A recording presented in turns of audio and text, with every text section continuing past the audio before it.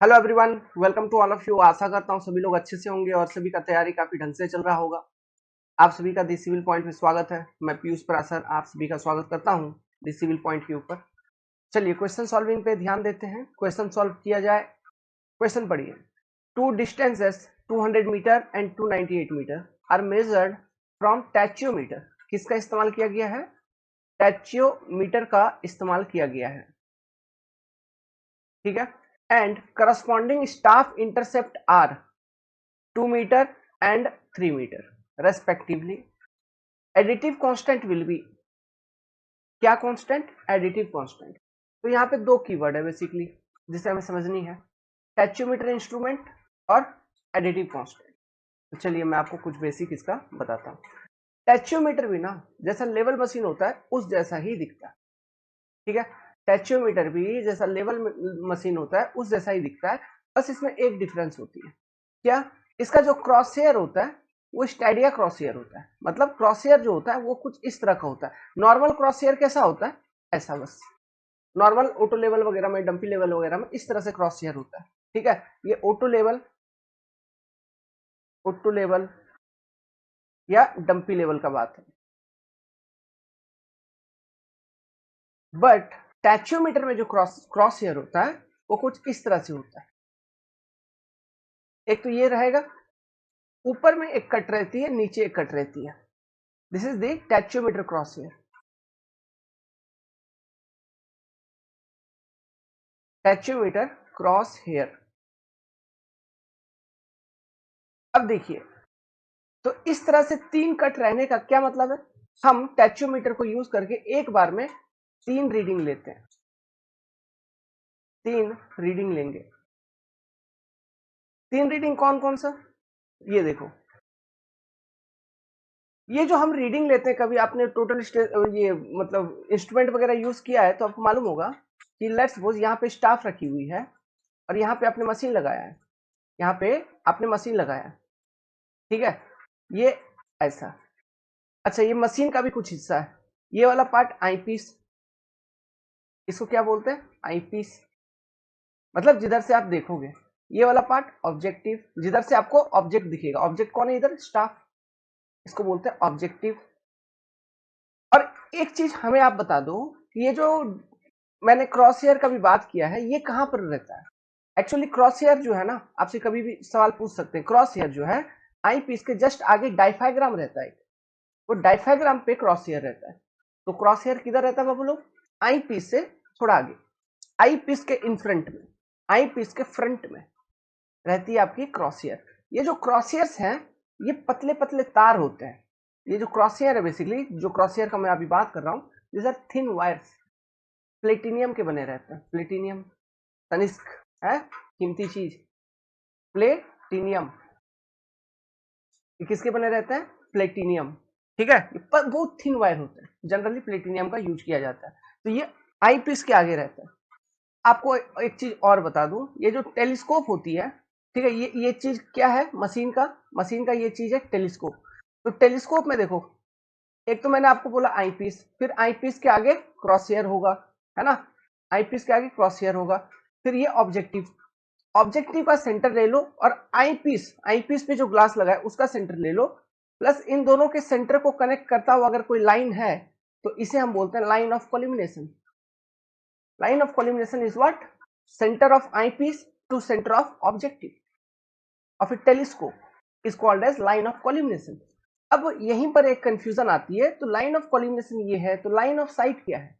Line of site क्या है?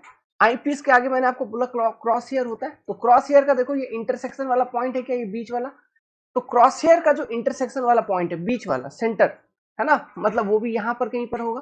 तो क्रॉस हेयर के इंटरसेक्शन वाले पॉइंट से एक लाइन पास होता हुआ ऑब्जेक्टिव के सेंटर से निकलते हुए ऑब्जेक्ट तक जो जा रही है, that is your line of sight. That is your line of site.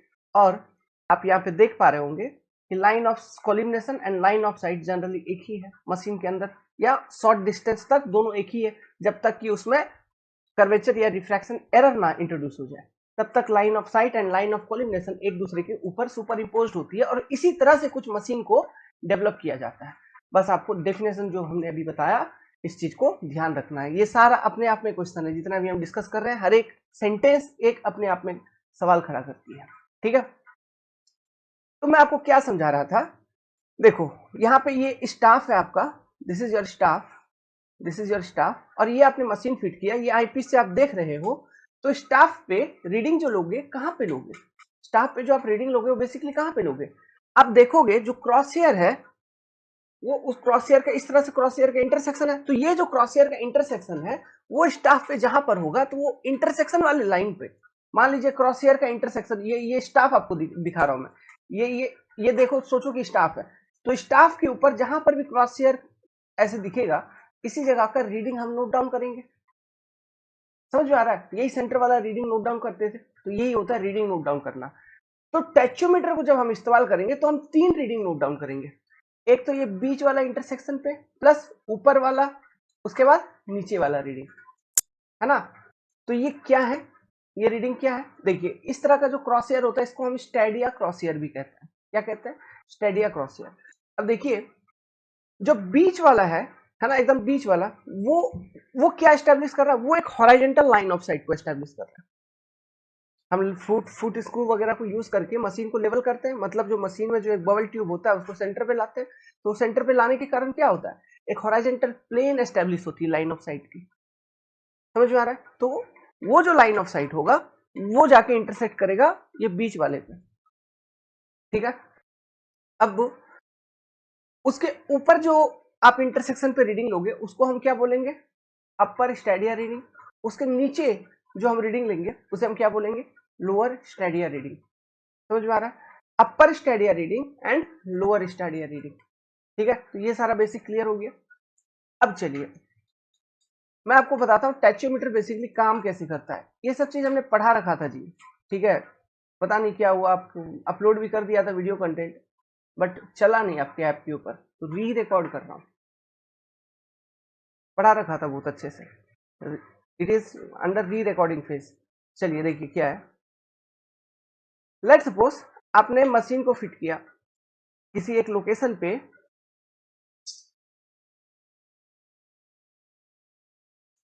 मेरे को इस पे पढ़ाने का मूड ही नहीं होता है पीडीएफ में। लेट्स सपोज आपने मशीन को फिट किया एक जगह पे, क्या फिट किया, tacheometer, this is your tacheometer.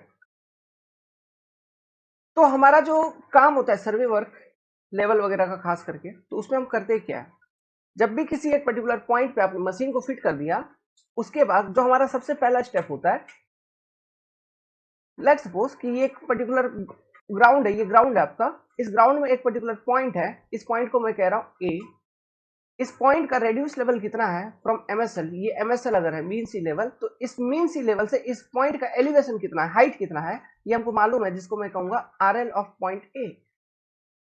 तो इस ग्राउंड पे जो पॉइंट ए है उसका आरएल हमको मालूम है, तो हम क्या करेंगे, मशीन को सेट करने के बाद यहां पर हम स्टाफ रखवाएंगे, स्टाफ रखवाने के बाद, है ना, एकदम हॉरिजॉन्टल लाइन ऑफ साइट जो होगा मशीन का, मतलब एकदम बीच वाला, मतलब जो स्टाइडिया क्रॉस हेयर था उसमें बीच वाला इंटरसेक्शन पे बीच वाला रीडिंग, सेंटर वाला रीडिंग वो लेंगे। तो यहां से क्या, ये ग्राउंड के ऊपर जो आपने स्टाफ रखा, तो ये हाइट कितना, ये निकल गया, देखो ये ग्राउंड के ऊपर जो आपने स्टाफ रखा, तो ये हाइट कितना, ये निकल गया।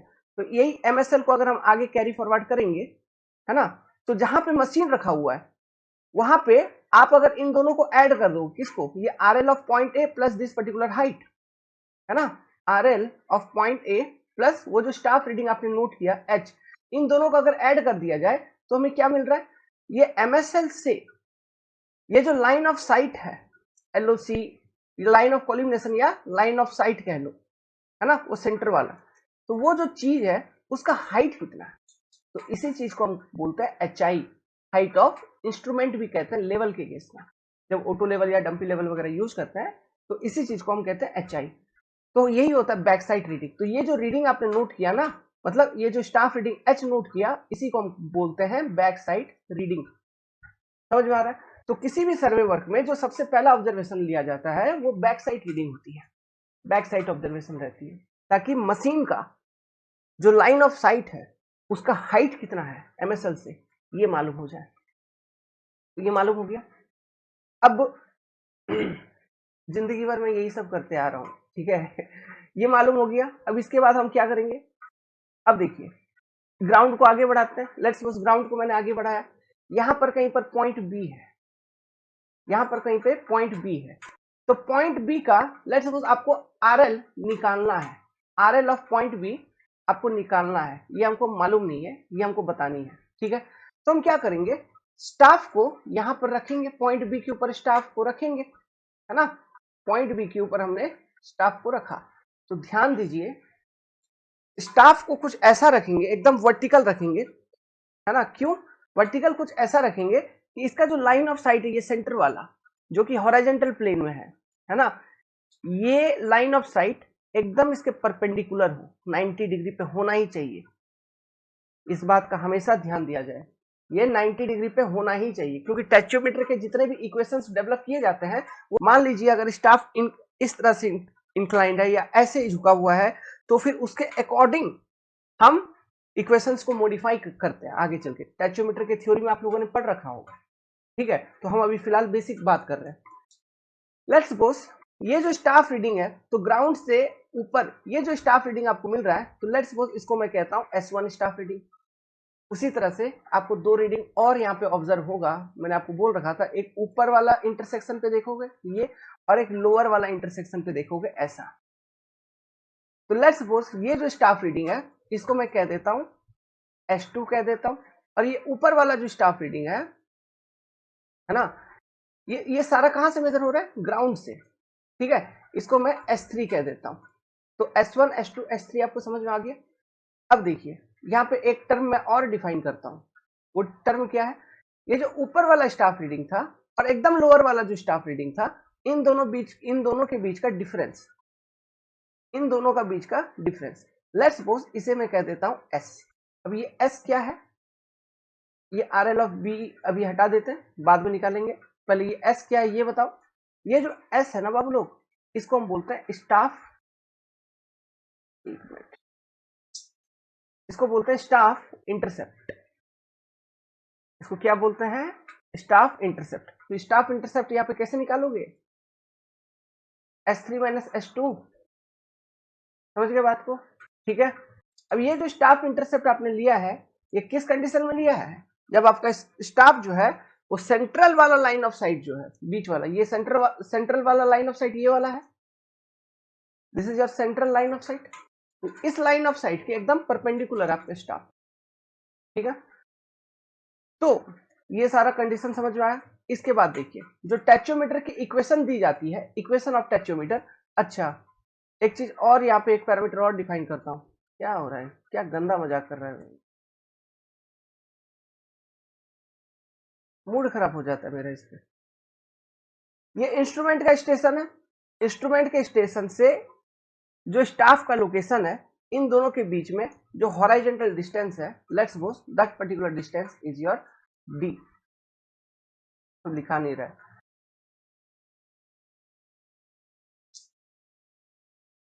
तो वो पर्टिकुलर डिस्टेंस आपका क्या, D।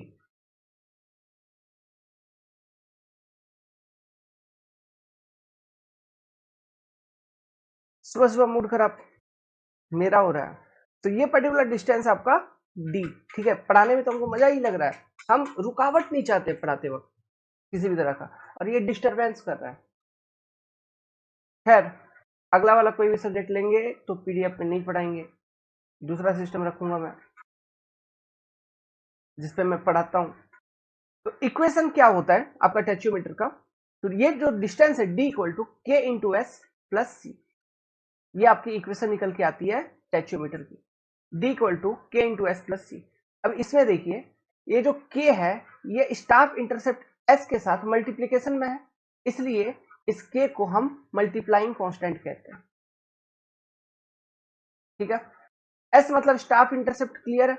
S3 माइनस S2 यहाँ पे आपको बता दिया मैंने, स्टाफ इंटरसेप्ट। नाउ C क्या है, C जो है ये चूंकि देखिए पूरे इक्वेशन में जुड़ा हुआ है कुछ, तो इसी C को हम कहते हैं एडिटिव कांस्टेंट, जो कि आपको क्वेश्चन में निकालने के लिए बोला है। इसी C को हम क्या बोलेंगे, एडिटिव कांस्टेंट, जो कि हमको सवाल में निकालने के लिए बोला है। अब देखिए ये जो इक्वेशन टेक्योमीटर का वैलिड है, ये किस कंडीशन के लिए वैलिड है, when the horizontal line of sight is perpendicular to staff, जो सेंटर वाला लाइन है दैट इज एकदम परपेंडिकुलर टू स्टाफ, उसी पर्टिकुलर कंडीशन में ये पर्टिकुलर इक्वेशन वैलिड है आपका, नहीं तो नहीं। क्लियर है? चलिए ये सारा बेसिक कॉन्सेप्ट सीख लिया आपने। अब इस क्वेश्चन के ऊपर चलते हैं, सॉल्व करते हैं। तो एक टैचोमीटर है, टैचोमीटर इंस्ट्रूमेंट को यूज करके दो डिस्टेंसेस आपने मेजर किया, पहला एक 200 मीटर का, फिर 298 मीटर का, तो D1 D2। तो जो स्टाफ इंटरसेप्ट है वो आपको दिया हुआ है। जब 200 मीटर का डिस्टेंस है तो स्टाफ इंटरसेप्ट 2 मीटर, जब 298 मीटर का डिस्टेंस है तो staff intercept is 3 metre. The staff intercepts are known to you. तो ऐसे कंडीशंस में एडिटिव कांस्टेंट निकालिए। तो मैं सिंपल है यार, तो मैं दो इक्वेशन बना दूंगा इसका। क्या लिखूंगा? जब आपका डिस्टेंस है D1 तो D1 K इंटू एस, टैचोमीटर तो एक ही है, K into S1 plus C, equation 1। तो इस चीज को हम कैसे लिखेंगे? 200 equal to K into S1 कितना था 2 प्लस C। टैचोमीटर तो एक ही है ना, तो उसका जो एडिटिव एंड मल्टीप्लाइंग कांस्टेंट होगा वो दोनों सेम ही होगा। सेकेंड इक्वेशन इसी तरह से 298 equal to K into 3 plus C, equation 2। तो आपके पास क्या है बाबूलो? दो लीनियर इक्वेशन है basically. You have two linear equations, है ना। इन दो लीनियर इक्वेशंस को हम सॉल्व करेंगे और रिजल्ट निकाल लेंगे। तो आप सॉल्व करिए इन लीनियर इक्वेशंस को। सॉल्व करेंगे तो रिजल्ट आएगा, जो एडिटिव कांस्टेंट मतलब जो C का वैल्यू आएगा वो आ जाएगा 4। सिंपल सी बात है यार, दो linear equation, two unknown, solve होके निकल जाएंगे आंसर। K और C दोनों की वैल्यू निकलेगी, लेकिन आपको आंसर में पूछा है C का वैल्यू क्या होगा, इस तरह से निकाला जाता है। समझ गए? ठीक है, तो ये था आपका टैचोमीटर। अब मैं बात करता हूं आगे, और बात किसका करता हूं? देखिए ये जो टैचोमीटर होती है ना, इसमें एक स्पेशल टाइप का लेंस फिटेड होता है। यही जो टैचोमीटर होती है इसी में आपका special type of lens fitted होता है, जिसको हम बोलते हैं एनालिटिक लेंस। क्या बोलते हैं? टैचोमीटर में एक special type of lens fit होता है जिसको हम बोलते हैं एनालिटिक लेंस। और उस एनालिटिक लेंस के लिए ये है, उस एनालिटिक लेंस के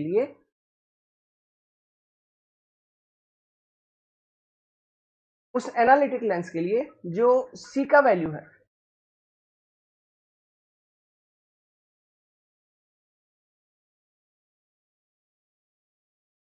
उस एनालिटिक लेंस के लिए जो C का वैल्यू है वो होता है 0, ठीक है, और K का वैल्यू होता है 100। वेल, जो मैं आपको बताने वाला था उस पर तो क्वेश्चन ही आ गया। देखिए, an analytical lens is provided in, जो टैचोमीटर में लेंस होती है ना, ठीक है, यहाँ पे जो हम लेंस प्रोवाइड करते हैं उस लेंस का एक नाम होता है जिसको हम बोलते हैं एनालिटिक लेंस। ये एक स्पेशल टाइप ऑफ लेंस होती है। स्पेशल टाइप ऑफ लेंस होता है जिसमें आपका सी क्या था? एडिटिव कांस्टेंट, और के जो हमने आपको बताया था वो क्या था? Multiplying constant. सी का वैल्यू होता है 0 और मल्टीप्लाइंग कांस्टेंट की वैल्यू होती है 100। इक्वेशन क्या था? D equal to K into S plus C, है ना। तो मल्टीप्लाइंग कांस्टेंट K जिसकी वैल्यू होगी 100 एंड एडिटिव कांस्टेंट की वैल्यू होगी 0। और ये D क्या है? Distance between instrument location and staff position, है ना। ये वो हॉरिजॉन्टल डिस्टेंस है D। समझ में आ रहा है? तो ये है वो आपका analytic lens. Calculate the horizontal distance between staff and instrument. देखिए क्वेश्चन पढ़िए, क्वेश्चन पढ़ रहा हूं। If staff reading are 1.4 and 2.9 meter, which correspond to lower and upper horizontal lines of crosshair, the length of telescope of tachometer is of analytic lens। क्या बोल रहा है? बोल रहा है यहाँ पे आपने कहीं पर इंस्ट्रूमेंट को लगा के रखा है, ठीक है, ये इंस्ट्रूमेंट हो गया और इधर एक स्टाफ है आपका। तो इंस्ट्रूमेंट का पोजीशन ये, स्टाफ का पोजीशन ये, तो इन दोनों के बीच का एकदम हॉरिजॉन्टल डिस्टेंस निकालो D। पहला तो ये बोल दिया। अब इसमें आपको बात क्या दिया, ये बताया क्या है, कुछ कुछ डेटा आपको दिया। वो डेटा क्या है? Upper stadia reading and lower stadia reading. मतलब ग्राउंड से ये वाला जो रीडिंग था, ये रीडिंग था आपका 1.4 मीटर, और ग्राउंड से ये ऊपर वाला जो रीडिंग है, ये रीडिंग आपका दिया है 2.9 मीटर। तो मुझे ये बताओ स्टाफ इंटरसेप्ट की वैल्यू निकल जाएगी, मतलब यहां से लेके यहां तक की value S। Can we easily calculate S? इसको मान लेंगे हम S2, मान लेंगे इसको, मान लेंगे S1। तो S will be equal to what? S will be equal to S1 minus S2, ये निकल जाएगा आपका S, और जिसकी वैल्यू कितनी होगी 1.5 मीटर, है ना। अब आपको बोल दिया गया है जो टेलीस्कोप है उसमें एनालिटिक लेंस यूज किया गया है, ठीक है। तो इक्वेशन क्या होता है, D इक्वल टू के इंटू एस प्लस सी, के इंटू एस प्लस सी, ठीक है। तो k का वैल्यू तो आपको मालूम है ना एनालिटिक लेंस का, अभी तो हमने आपको बताया था, for analytic lens the value of k is 100, तो 100 into 1.5 and the additive constant value for analytic lens is 0, so what will be the distance, 150 metre. समझ गए, बस ये करने का जरूरत भी नहीं पड़ता, डायरेक्ट टिक लगता, option number C is correct, है ना। बस घबराने का नहीं, चीजों को सुनते रहने का और कैसे कैसे कर रहा हूं कॉन्फिडेंट बिल्डअप करने का, है ना। आगे बढ़ते हैं, क्वेश्चन पढ़िए। इन ए ट्रिग्नोमेट्रिक लेवलिंग, ये किसकी क्वेश्चन है, ट्रिग्नोमेट्रिक लेवलिंग का। तो जो मशीन यूज किया गया होगा इसमें, ऑब्वियस सी बात है थियोडोलाइट का इस्तेमाल किया गया होगा, ठीक है, थियोडोलाइट का, क्योंकि थियोडोलाइट को यूज किए होंगे तभी हम एंगल्स, ये जो वर्टिकल एंगल्स यहाँ पे देख रहे हो इसको मेजर कर पा रहे होंगे।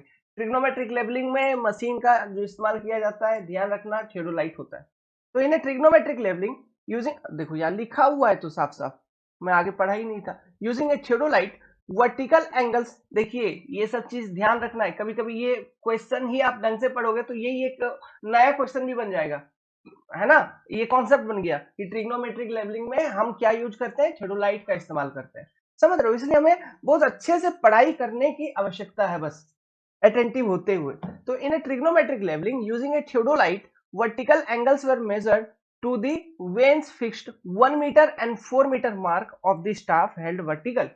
एक स्टाफ है, कोई वर्टिकल है, प्लस यहाँ पे एक आपका थियोडोलाइट है, इधर क्या है, इधर एक थियोडोलाइट है, ठीक है। तो दो मेजरमेंट लिया गया। अब वो दो मेजरमेंट क्या लिया गया, देखो देखेंगे, क्वेश्चन आगे पढ़ेंगे तो समझ में आएगा। Vertical at a station Q from the instrument kept at station P, ये जो स्टेशन लोकेशन है, let's suppose this is your location P, station का लोकेशन थियोडोलाइट का, और ये जो स्टाफ का पोजीशन है, दिस स्टाफ का position is Q. The vertical angles were 3 degree 30 minute and 6 degree 15 minute. अच्छा, अब ये वर्टिकल एंगल दिया हुआ है, मतलब क्या है, देखिए सबसे पहले तो आपका एक हॉरिजॉन्टल प्लेन एस्टेब्लिश होगा, तो वर्टिकल एंगल जब भी हम मेजर करेंगे हॉरिजॉन्टल के अबव मेजर करेंगे। तो पहला जो आपका रीडिंग है वो है 1 मीटर स्टाफ के ऊपर, क्या रीडिंग है, 1 मीटर का। Let's suppose this is your 1 meter reading, और 1 मीटर रीडिंग पे जो लाइन ऑफ साइट आपका इंक्लाइंड था वो कुछ यूं रहा होगा, समझ में आ रहा है। तो इनके बीच का ये एंगल आपको दिया गया है, ये वर्टिकल एंगल, तो ये एंगल आपको कितना दिया गया है, मैं लिखूं यहाँ पे तो 3 डिग्री 30 मिनट, देखो जरा। सिमिलरली दूसरा रीडिंग, लेट्स सपोज आपने 4 मीटर लिया है स्टाफ के ऊपर, ये वाला reading, this particular reading is 4 metre, जो अभी ब्लू से बना रहा हूं, है ना। ये रीडिंग कितना है, 4 मीटर का है, तो लाइन ऑफ साइट ऐसा रहा होगा, है ना। और ये वाला एंगल आपको दिया हुआ है हॉरिजॉन्टल से, इसका वर्टिकल एंगल, ये एंगल का वैल्यू कितना दिया हुआ है, देखिए 6 डिग्री 15 मिनट आपको दिया गया है। सवाल क्या पूछा है, find horizontal distance P Q, इन दोनों के बीच का जो हॉरिजॉन्टल डिस्टेंस है पी क्यू, इसकी वैल्यू को बताएं। तो हम बता सकते हैं इजीली, कोई दिक्कत नहीं है, दो ट्रायंगल बन रही है ना, और एंगल वगैरह दिया है, प्लस ये तो उल्टा, और देखो इनका भला कितना अच्छा है, कितना कितना अच्छा भलाई किया इन्होंने। ये tan 3 डिग्री 30 मिनट का वैल्यू भी इन्होंने बता दिया, tan 6 डिग्री 15 मिनट का वैल्यू भी इन्होंने बता दिया है, बहुत भले लोग हैं, है ना। तो हमको तो बस कैलकुलेशन करना है थोड़ा फॉर्मूला लगा के, तो अब फॉर्मूला मैं क्या लगाऊं, तो देखो जरा ये जो ट्रायंगल है इसी के साथ कुछ करेंगे।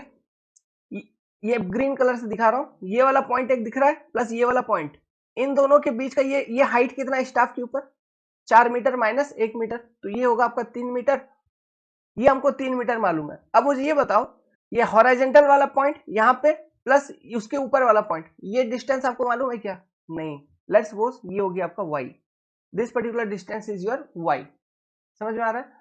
अब मैं कुछ पॉइंट का नाम देता हूं यहीं पर, स्टाफ के ऊपर देखना, ये पॉइंट मान लो स्मॉल ए है, दिस पॉइंट उसके ऊपर स्मॉल बी, उसके ऊपर वाला स्मॉल सी।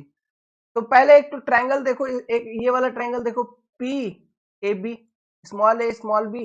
ये देखिए ये वाला triangle small A small B और ये पी, ये एक ट्रायंगल दिख रहा है।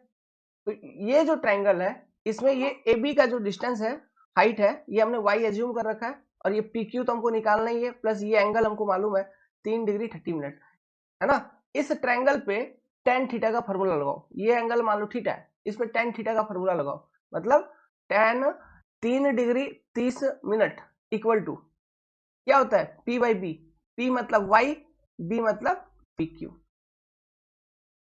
समझ में आ रहा है? इतना मीन्स इसी को थोड़ा और सिंप्लीफाई कर लेंगे तो हम लिख सकते हैं y equal to tan 3 degree 30 minute into P Q, means y equal to 0.0611 into P Q. ये हो गया आपका पहला इक्वेशन। अब दूसरा वाला ट्रायंगल पकड़ो, पी ए और सी, बड़ा वाला ट्रायंगल है ना, पी ए और सी। तो पी ए सी ट्रायंगल पकड़ोगे, यहीं पे बगल में मिटा के लिखता हूं, ये पहला इक्वेशन तो निकल ही गया।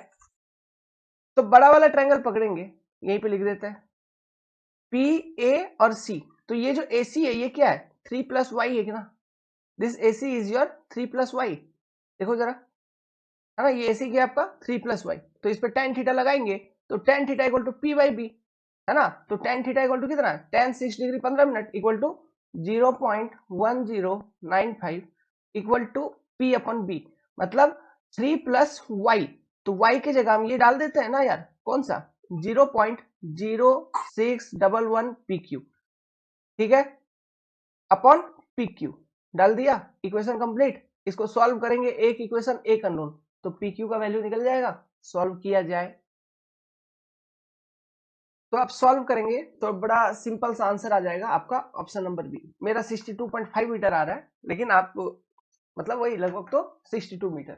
तो ये पी क्यू का जो डिस्टेंस होगा ये होगा आपका 62 मीटर, 62 मीटर।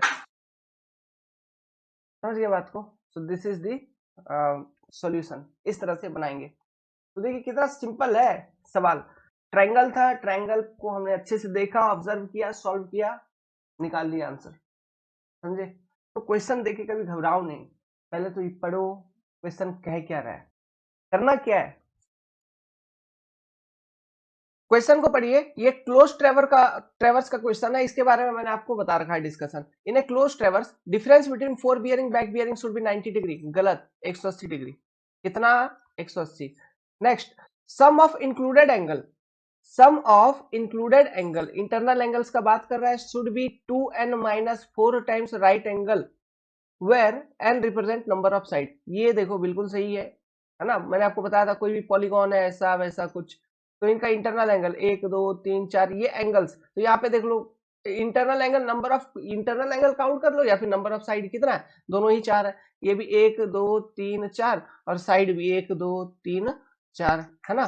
तो इनका sum theta 1 plus theta 2 plus theta 3 plus theta 4, ये मान लो थीटा 1 थीटा 2 है, ये थीटा 3 है, ये थीटा 4 है, तो इनका सम इक्वल टू कितना होगा। जैसे त्रिकोण का कितना होता है इंटरनल एंगल का सम, 180 डिग्री, है ना, वो कितना होता है 180 डिग्री, तो वो भी इसी फॉर्मूला से निकल के आएगी। और फॉर्मूला क्या है, sum of internal angle will be equal to 2 गुना नंबर ऑफ साइड या फिर number of internal angle minus 4 गुना 90।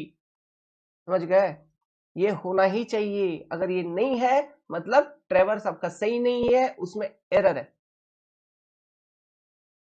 समझ में आ रहा है? तो this statement is correct. Sum of included angle should be 2n-1 times, ये तो गलत, सरासर गलत, नॉन ऑफ दिस, ये भी खत्म, इसका भी कोई मतलब नहीं है। तो correct option is option number B. याद रखना है फॉर्मूला 2n-4 इंटू 90। अब देखिए ये वाला क्वेश्चन पढ़िए, ये क्वेश्चन आपका है डिपरेचर, है ना, डिपरेचर, लैटिट्यूड एंड डिपरेचर दो ऐसा शब्द है जो आपने सर्वे में पढ़ रखा होगा। नहीं भी पढ़ रखा है तो क्या होता है मैं आपको यहाँ पे समझा दूंगा, अभी 1 मिनट में आप समझ जाएंगे। तो देखिए लेट्स सपोज एक कोऑर्डिनेट सिस्टम आपको दिखा रहा हूं, ध्यान से देखो, ये नॉर्थ डायरेक्शन हो जाएगा और ये ईस्ट में इसको कह दूंगा। यहाँ पे कोई एक लाइन आपने मेजर किया लेट्स सपोज, और ये लाइन का लेंथ है L। समझ में आ रहा है? और ये जो एंगल यहाँ पे दिखा रहा है आपको, ठीक है, let's suppose this is what, this is bearing angle, horizontal plane पे है, और let's suppose this particular angle is your theta. या फिर अच्छा, हम एंगल हमेशा कहां से मेजर करते हैं, हमारा रेफरेंस क्या है बाबू, नॉर्थ से, है ना, होल सर्कल बियरिंग में समझा रखा था, तो नॉर्थ से ही मैं आपको एंगल दिखा देता हूं, let's suppose this particular angle is your theta. अब देखिए, अगर हम इस एल लेंथ का प्रोजेक्शन लेंगे अलोंग ईस्ट डायरेक्शन और एल लेंथ का प्रोजेक्शन लेंगे अलोंग नॉर्थ डायरेक्शन, तो क्या होगा, यहां पे मैं लिखूंगा एल कॉस थीटा, एक मिनट, एल कॉस थीटा, और इधर मैं क्या लिखूंगा, एल साइन थीटा। समझ में आ रहा है, ये हो जाएगा आपका एल कॉस थीटा और ये हो जाएगा एल साइन थीटा। तो ये जो एल कॉस थीटा है, ये पर्टिकुलर वैल्यू, इसी को हम कहते हैं लैटिट्यूड एल, और ये जो एल साइन थीटा निकला है ना, इसी को हम कहेंगे डिपरेचर डी। समझ में आ रहा है, एल कॉस थीटा क्या हो गया, लैटिट्यूड, और इसको क्या बोलेंगे, डिपरेचर, जो शब्द यहाँ यहीं पे लिखा हुआ है latitude, LATITUDE, this is latitude. तो ये पॉजिटिव है, दिस इज योर पॉजिटिव, मतलब इस केस में लैटिट्यूड भी आपका पॉजिटिव है और डिपरेचर भी आपका पॉजिटिव है। समझ में आ रहा है, दोनों पॉजिटिव है। अब देखिए नाउ, ये आपका साउथ डायरेक्शन है ना, और ये आपका वेस्ट डायरेक्शन। अब यहां पे अगर कोई लाइन है, लेट्स सपोज उस लाइन का लेंथ है एल, इस केस में जो बियरिंग है लाइन का, लेट्स सपोज वो साउथ से मेजर किया गया है, ये है थीटा, मतलब ये वर्टिकल से ही हमेशा थीटा, आप देखना नॉर्थ हो या साउथ, वर्टिकल से मेजर किया गया हो। ऐसे जो आपको क्वेश्चंस में रहेगा वो होल सर्कल बियरिंग के फॉर्म में रहेगी, ये पूरा का पूरा बियरिंग एंगल आपको दिया गया होगा, ठीक है। लेकिन यहाँ अभी फिलहाल आपको समझाने के लिए मैंने कह दिया कि लेट्स सपोज जो बियरिंग आपको थीटा ये साउथ से गिवन है, तो इस लाइन का अगर मैं प्रोजेक्शन लूंगा साउथ वाले एक्सिस पे, मतलब इस वर्टिकल पे, तो ये क्या होगा, again small L cos theta, ठीक है। और ये इधर क्या होगा, वेस्ट साइड में प्रोजेक्शन लूंगा तो एल साइन थीटा, ठीक है, ये एल साइन थीटा। तो ये एल कॉस थीटा क्या है, अगेन ये आपको लैटिट्यूड हो गया, इसको हम एल बोलेंगे, और एल साइन थीटा क्या है, डिपरेचर हो गया, इसको हम डी बोलेंगे। लेकिन यहाँ पे ये दोनों नेगेटिव नेचर के हैं, है ना, this is also negative and this is also negative. तो मुद्दे की बात ये है, जो लैटिट्यूड होते हैं वो एल कॉस थीटा के फॉर्म में लिखे जाएंगे, जो डिपरेचर होंगे वो एल साइन थीटा के फॉर्म में लिखे जाएंगे हमेशा, दोनों जगह पे देखिए L cos theta L sine theta, latitude and departure. Plus दूसरी बात, लैटिट्यूड जो होती है, ठीक है, लैटिट्यूड वो क्या होता है, किसी भी लाइन का, कोई भी लाइन अगर उसका प्रोजेक्शन हम नॉर्थ पे या साउथ पे ले रहे हैं तो उसे हम लैटिट्यूड कहेंगे, और नॉर्थ पे ले रहे हैं तो पॉजिटिव और साउथ पे ले रहे हैं तो नेगेटिव। उसी तरह से जो डिपरेचर होता है वो क्या होता है, किसी भी लाइन का प्रोजेक्शन आप ईस्ट में या वेस्ट में ले रहे हो, इधर ईस्ट या वेस्ट, अगर ईस्ट में ले रहे हैं तो पॉजिटिव और वेस्ट में ले रहे हैं तो नेगेटिव। मोटा मोटी चीज समझ में आ गया। सो मान लीजिए यहाँ पे जो क्वाड्रेंट सिस्टम है, यहाँ पे देखो ये फर्स्ट क्वाड्रेंट हो गया, ये सेकंड क्वाड्रेंट हो गया, ये थर्ड क्वाड्रेंट हो गया, ये फोर्थ क्वाड्रेंट हो गया। मान लो पहला क्वाड्रेंट में कोई अगर लाइन होगा एल लेंथ का, तो उसका लैटिट्यूड जो होगा वो भी पॉजिटिव, डिपरेचर भी पॉजिटिव। सेकंड क्वाड्रेंट में अगर कोई लाइन है तो इसका प्रोजेक्शन लोगे तो कहां पे लोगे, इसका सेकेंड क्वाड्रेंट में जो भी लाइन होगा उसका प्रोजेक्शन साउथ पे आएगा और ईस्ट पे आएगा, तो मतलब डिपरेचर आपका पॉजिटिव लेकिन लैटिट्यूड नेगेटिव हो जाएगा। उसी तरह से थर्ड क्वाड्रेंट में अगर कोई लाइन है तो उसका प्रोजेक्शन किधर, ये साउथ पे और वेस्ट पे आएगा, मतलब आपका डिपरेचर नेगेटिव और ये भी नेगेटिव, कौन सा, लैटिट्यूड भी नेगेटिव। तो ये वाला जो केस है this is case of third quadrant, और दिस इज केस ऑफ जो हमने आपको बताया it is case of first quadrant. उसी तरह फोर्थ क्वाड्रेंट में अगर कोई लाइन है तो उसका लैटिट्यूड पॉजिटिव और डिपरेचर नेगेटिव। समझ में आया। तो नॉर्थ साउथ पे अगर आप ले रहे हो रेफरेंस, है ना, नॉर्थ साउथ पे किसी लेंथ का अगर आप ये निकाल रहे हो प्रोजेक्शन, तो that is your latitude. East west पे निकाल रहे हो दैट इज योर डिपरेचर। नॉर्थ पे निकाल रहे हो लैटिट्यूड तो पॉजिटिव, साउथ पे निकाल रहे हो लैटिट्यूड तो नेगेटिव, ईस्ट पे निकाल रहे हो डिपरेचर तो पॉजिटिव, वेस्ट पे निकाल रहे हो डिपरेचर तो नेगेटिव। एल कॉस थीटा वाला जितना भी आइटम होगा लैटिट्यूड का होगा, एल साइन थीटा वाला जितना भी आइटम होगा डिपरेचर का होगा। क्लियर।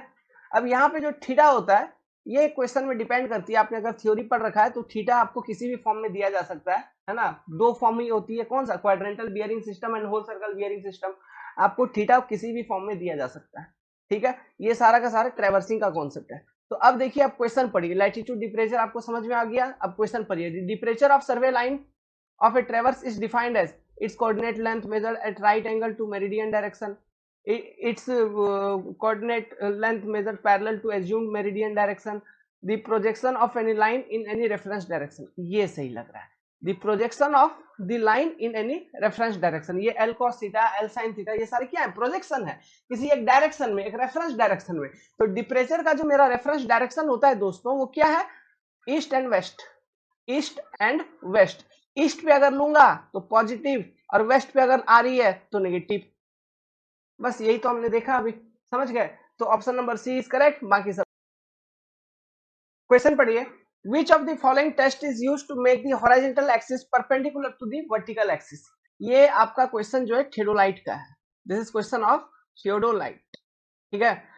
देखिए, अब ये जो हॉरिजॉन्टल एंड वर्टिकल एक्सिस है, horizontal axis and vertical axis, ये दो एक्सिस थियोडोलाइट का, देखिए ये आपका वर्टिकल एक्सिस और ये हॉरिजॉन्टल एक्सिस होगा, समझ में आ रहा है। वर्टिकल एक्सिस के अबाउट पूरा थियोडोलाइट ऐसे घूम जाता है, स्विंगिंग होता है, इस एक्शन को हम कहते हैं स्विंगिंग, ठीक है।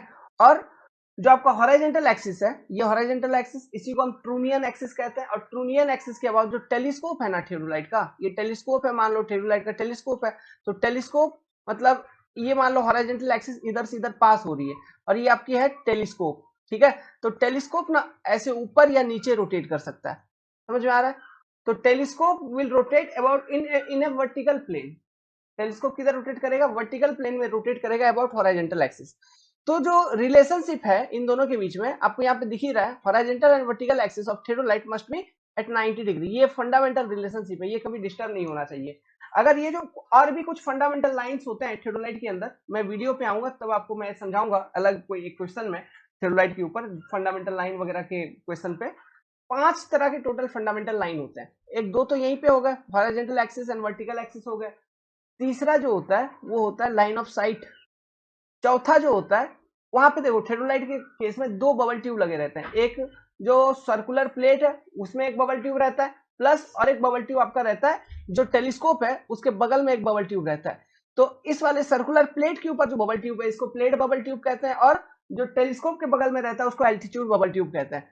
तो 3 एक्सिस तो मैंने आपको बता ही दिया, horizontal axis, vertical axis, plus line of site या लाइन ऑफ कॉल्यूमिनेशन, प्लस इनका एक्सिस, ये बबल ट्यूब का एक्सिस, प्लेट बबल ट्यूब का axis and altitude bubble tube का एक्सिस। तो ये टोटल 5 फंडामेंटल लाइंस होते हैं, और इनके बीच का जो रिलेशनशिप है वो हमेशा फिक्स होता है, इसी के बेसिस में मशीन का कंस्ट्रक्शन किया जाता है। ये रिलेशनशिप डिस्टर्ब नहीं होना चाहिए। मान लीजिए ये रिलेशनशिप कभी डिस्टर्ब हो जाए ना तो मशीन में एरर आ जाती है, तो इस एरर को करेक्ट करने के लिए हमें परमानेंट एडजस्टमेंट करना पड़ता है मशीन का, है ना। अब ये एरर क्यों आ जाती है, आप लंबे समय तक मशीन का इस्तेमाल करते चलेंगे साइड पर, तब इन फंडामेंटल लाइंस के बीच में जो भी रिलेशनशिप है, रिलेशनशिप कहने का मतलब है जैसे यहाँ पे वर्टिकल और हॉरिजॉन्टल एक्सिस के बीच में रिलेशनशिप है वो है 90 डिग्री का, है ना। तो ये कभी हो गया, मान लीजिए यूज करते करते vertical and horizontal axis 89 degree आ गया है, तो दिस इज इनकरेक्ट। अब जो रीडिंग लेंगे उसमें एरर आ जाएगी, है ना। तो हमें परमानेंट एडजस्टमेंट करना पड़ता है मशीन का, ठीक है। तो यहाँ पे अभी फिलहाल के लिए ये क्वेश्चन है, ध्यान रखिएगा। ये क्वेश्चन क्या है, पूछा है जो हॉरिजॉन्टल एंड वर्टिकल एक्सिस के बीच में अगर उनका रिलेशनशिप खराब हो गया है, तो ये चेक करने के लिए कि खराब है या नहीं है, मतलब 90 डिग्री पे है या नहीं है, ये चेक करने के लिए एक टेस्ट किया जाता है, और उस टेस्ट का नाम है स्पायर टेस्ट। ये नाम आपको याद रखना, बस समझ में आ रहा है। तो this is spire test which is used to do the following thing, क्या कि horizontal and vertical axis of theodolite के बीच में जो रिलेशनशिप होना चाहिए 90 डिग्री वाला वो मेंटेन्ड है या नहीं है, ठीक है। देखिए क्वेश्चन पढ़िए, बड़ा सिंपल सा क्वेश्चन है, फैक्ट है, ये सब चीज ध्यान रखना आपको। रेसिप्रोकल लेवलिंग जो होती है एक तरह का लेवलिंग का प्रोसेस है, जब दो कोई पॉइंट बहुत एक दूसरे के बहुत दूर में रहती है ना, तब उन पॉइंट्स के बीच में अगर लेवल डिफरेंस आपको निकालनी है, जैसे यहाँ पे कोई पॉइंट और यहाँ पे कोई पॉइंट है, ये दोनों पॉइंट काफी दूरी पर है, लेट्स सपोज ऐसे बता दूं मैं, ये आपका एक पॉइंट है स्टेशन पॉइंट, और यहाँ पे एक station point, but distance between this two station point are very much, बहुत ज्यादा है। तो ये पॉइंट ए है और ये पॉइंट बी है, तो हम क्या करते हैं, हमारे पास एक टेक्निक होती है लेवलिंग की जिसे हम कहते हैं रेसिप्रोकल लेवलिंग। तो ये रेसिप्रोकल लेवलिंग टेक्निक को यूज करके हम इन पॉइंट के बीच का एलिवेशन डिफरेंस, ये एच डिफरेंस कितना है ये कैलकुलेट कर लेते हैं। तो ये जो एच हम लेवल डिफरेंस इन दोनों स्टेशन के बीच में कैलकुलेट करते हैं, इसमें किस किस तरह के एरर नहीं होते हैं। देखिए हमारे पास कुछ कुछ एरर होते हैं, एरर ड्यू टू कोलिमिनेशन, ठीक है, curvature error, refraction error, okay, ये सभी तरह के एरर होते हैं। तो जब हम रेसिप्रोकल लेवलिंग का मेथड यूज करते हैं और ये level difference between this two particular point हम कैलकुलेट करते हैं, तो इस सभी तरह के एरर नहीं प्रेजेंट होते हैं। उस रीडिंग में ये सभी तरह के एरर एलिमिनेट हो जाएंगे। कोलिमिनेशन एरर नहीं होगा, कर्वेचर एरर नहीं होगा, रिफ्रैक्शन एरर नहीं होगा, कुछ भी नहीं होगा, ठीक है। देखिए हम इस तरह से इतना स्पीड में इसलिए चल रहा है, मैं उम्मीद कर रहा हूँ कि आप पढ़े हुए होंगे इन सब चीजों को, है ना। और प्लस अभी क्या है कि जल्दी जल्दी करने के लिए भी बोला जा रहा है। मैं तो चाह रहा था कि हर एक पॉइंट को यहाँ पे जैसे रेसिप्रोकल लेवलिंग है तो उसमें कोलिमिनेशन एरर भी डिफाइन करूं, रेसिप्रोकल लेवलिंग का पूरा डेरिवेशन करूं, कर्वेचर का पूरा डेरिवेशन करूं, रिफ्रैक्शन का पूरा डेरिवेशन करूं। बट क्या है ना, वीडियो का लेंथ में ज्यादा हो जाता है, क्वेश्चन कम सॉल्व हो पाती है, तो फिर अब मेरे को भी बुरा लगता है। ओके, तो उम्मीद करता हूं आपने इन सब चीजों को पढ़ रखा होगा, तो हम इस तरह से स्पीड में रिवीजन करेंगे। बट आपको ध्यान रखना है कि जो रेसिप्रोकल लेवलिंग का मेथड हम यूज करते हैं, तो उसमें जो रीडिंग हम नोट डाउन करेंगे उसमें इन तरह के एरर नहीं होगा। प्लस एक चीज और आपको ध्यान रखनी है, और वो ध्यान रखने वाली बात क्या है, रेसिप्रोकल लेवलिंग हम तब करते हैं जब कोई दो पॉइंट काफी दूरी पर हो और इनके बीच में कोई इनएक्सेसिबल फीचर भी हो सकता है ना, नदी वगैरह हो सकती है, ठीक है, इनएक्सेसिबल फीचर भी हो सकता है, समझ में आ रहा है। और एक मिनट यार, ठीक है, इनएक्सेसिबल फीचर हो सकता है, प्लस ये distance is very high, distance is large, distance is more between this two station. और ये जो एच का रीडिंग लेंगे, एच का जो लेवल निकालेंगे, इसके लिए एक फॉर्मूला निकल के आती है ना। तो उम्मीद करता हूं आपने वो सब चीज आपको ध्यान में होगा थ्योरी क्लासेस के अंदर।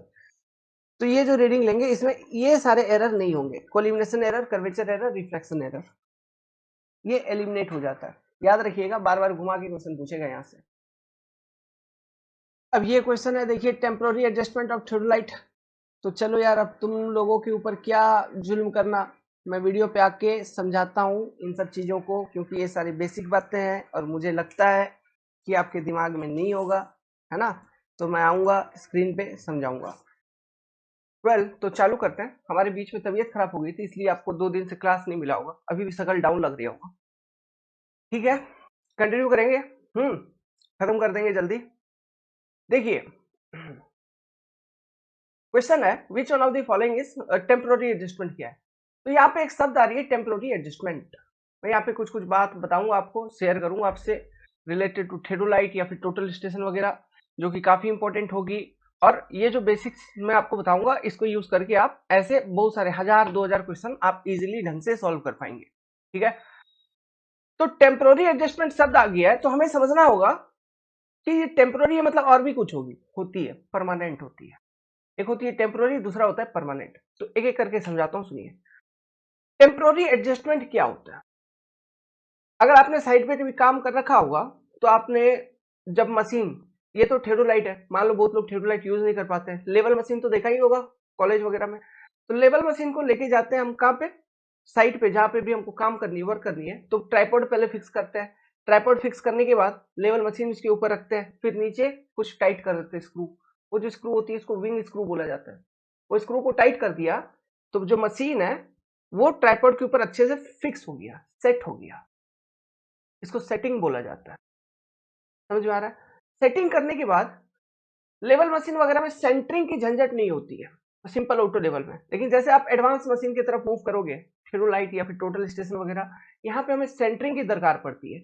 सेंटरिंग क्या होती है, जैसे आप जिस भी लोकेशन पे मशीन को सेट किए हैं, वहां पर हम ग्राउंड पे एक पॉइंट मार्क करेंगे, जिसको बोलेंगे स्टेशन पॉइंट, जो कि ग्राउंड का स्टेशन पॉइंट है।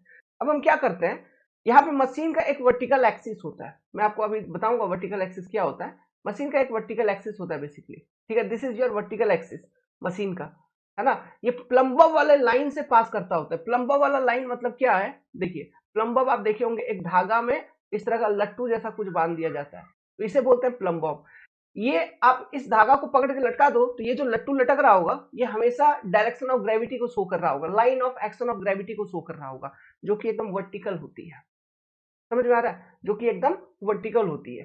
तो जो हमारा सेकंड काम क्या होता है, ये जो मशीन का जो वर्टिकल एक्सिस है ना, इस वर्टिकल एक्सिस को एकदम जो ग्राउंड पे आपने स्टेशन पॉइंट मार्क कर रखा है उसके ऊपर लेके आना, उस प्रोसेस को बोला जाता है सेंटरिंग ऑफ मशीन। ये हम कैसे करेंगे? बाय यूजिंग प्लम्ब बॉब, है ना। तो आपसे पूछेंगे कि which instrument is used for centring of the machine? Plumb Bob.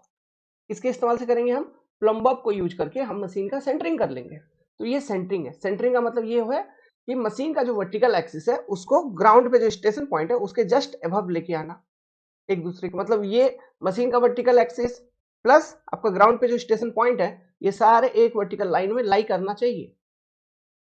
समझ आ रहा है? This is your centring. It is done using plumb Bob.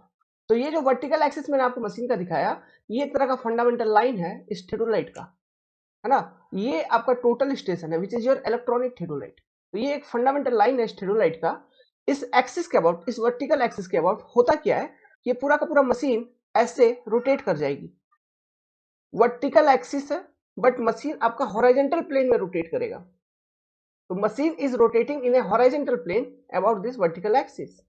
Vertical axis ऐसे ही रहेगा, लेकिन ये मान लो मशीन है, ये वर्टिकल एक्सिस के अबाउट रोटेट कर रहा है हॉरिजॉन्टल प्लेन में। ये जो एक्शन है इसको हम बोलते हैं स्विंगिंग। स्विंगिंग करना, समझ आ रहा है? इस एक्शन को हम स्विंगिंग कहते हैं। तो आपने देखा कि हम क्या करते हैं, सबसे पहले हम मशीन को सेट किए, सेट करने के बाद हमने क्या किया, सेंटरिंग कर लिया। सेंटरिंग करने के बाद हम क्या करेंगे, देखो अब आप लेवल मशीन में भी अगर यूज किए तो आपको समझ में आएगा। हमको एक horizontal line of site establish करनी होती है। एक horizontal line of site establish करनी होती है, मतलब मशीन को लेवल करना होता है। ये लेवल हम कैसे करते हैं, जो फुट स्क्रू होते हैं उसको रोटेट करके, है ना। 2 फुट स्क्रू को इनवर्ड या आउटवर्ड साइमल्टेनियसली रोटेट करते हैं, बबल में हलचल होता है, फिर तीसरा फुट स्क्रू को घुमाते हैं तो जो बबल है ना, वो सेंटर पे आ जाती है। उसी तरह से थेडोलाइट वगैरह में भी बबल होते हैं। यहाँ पे 2 बबल होते हैं। एक आपका जो एक हॉरिजॉन्टल सर्कल होगा, ठीक है, फुल सर्कल हॉरिजॉन्टल सर्कल, वहां पे एक बबल होता है, मैं अभी दिखाऊंगा। और एक होता है टेलीस्कोप के जस्ट बगल में, जिसको हम एल्टीट्यूड बबल ट्यूब कहते हैं। ठीक है, यहाँ पर भी 2 बबल होते हैं। तो जो प्लेट बबल है, जो प्लेट के ऊपर है, हॉरिजॉन्टल सर्कल के ऊपर जो बबल है, उस बबल को सेंटर में लाना होता है। हम उसके लिए फुट स्क्रू का इस्तेमाल करते हैं। और वो बबल जब सेंटर पे आ जाती है तो मशीन लेवल हो गई है, हम ऐसा कहते हैं। तो levelling is next operation task. उसके बाद फोकसिंग किया जाता है। फोकसिंग कहने का मतलब है एलिमिनेशन ऑफ पैरेलल एक्स। यहाँ पे ये शब्द है, देखो, एलिमिनेशन ऑफ पैरेलल एक्स। ये पैरेलल एक्स जो होती है ना, ये क्या है बेसिकली, मैं आपको संक्षेप में बताता हूँ, शॉर्ट में सुनिएगा।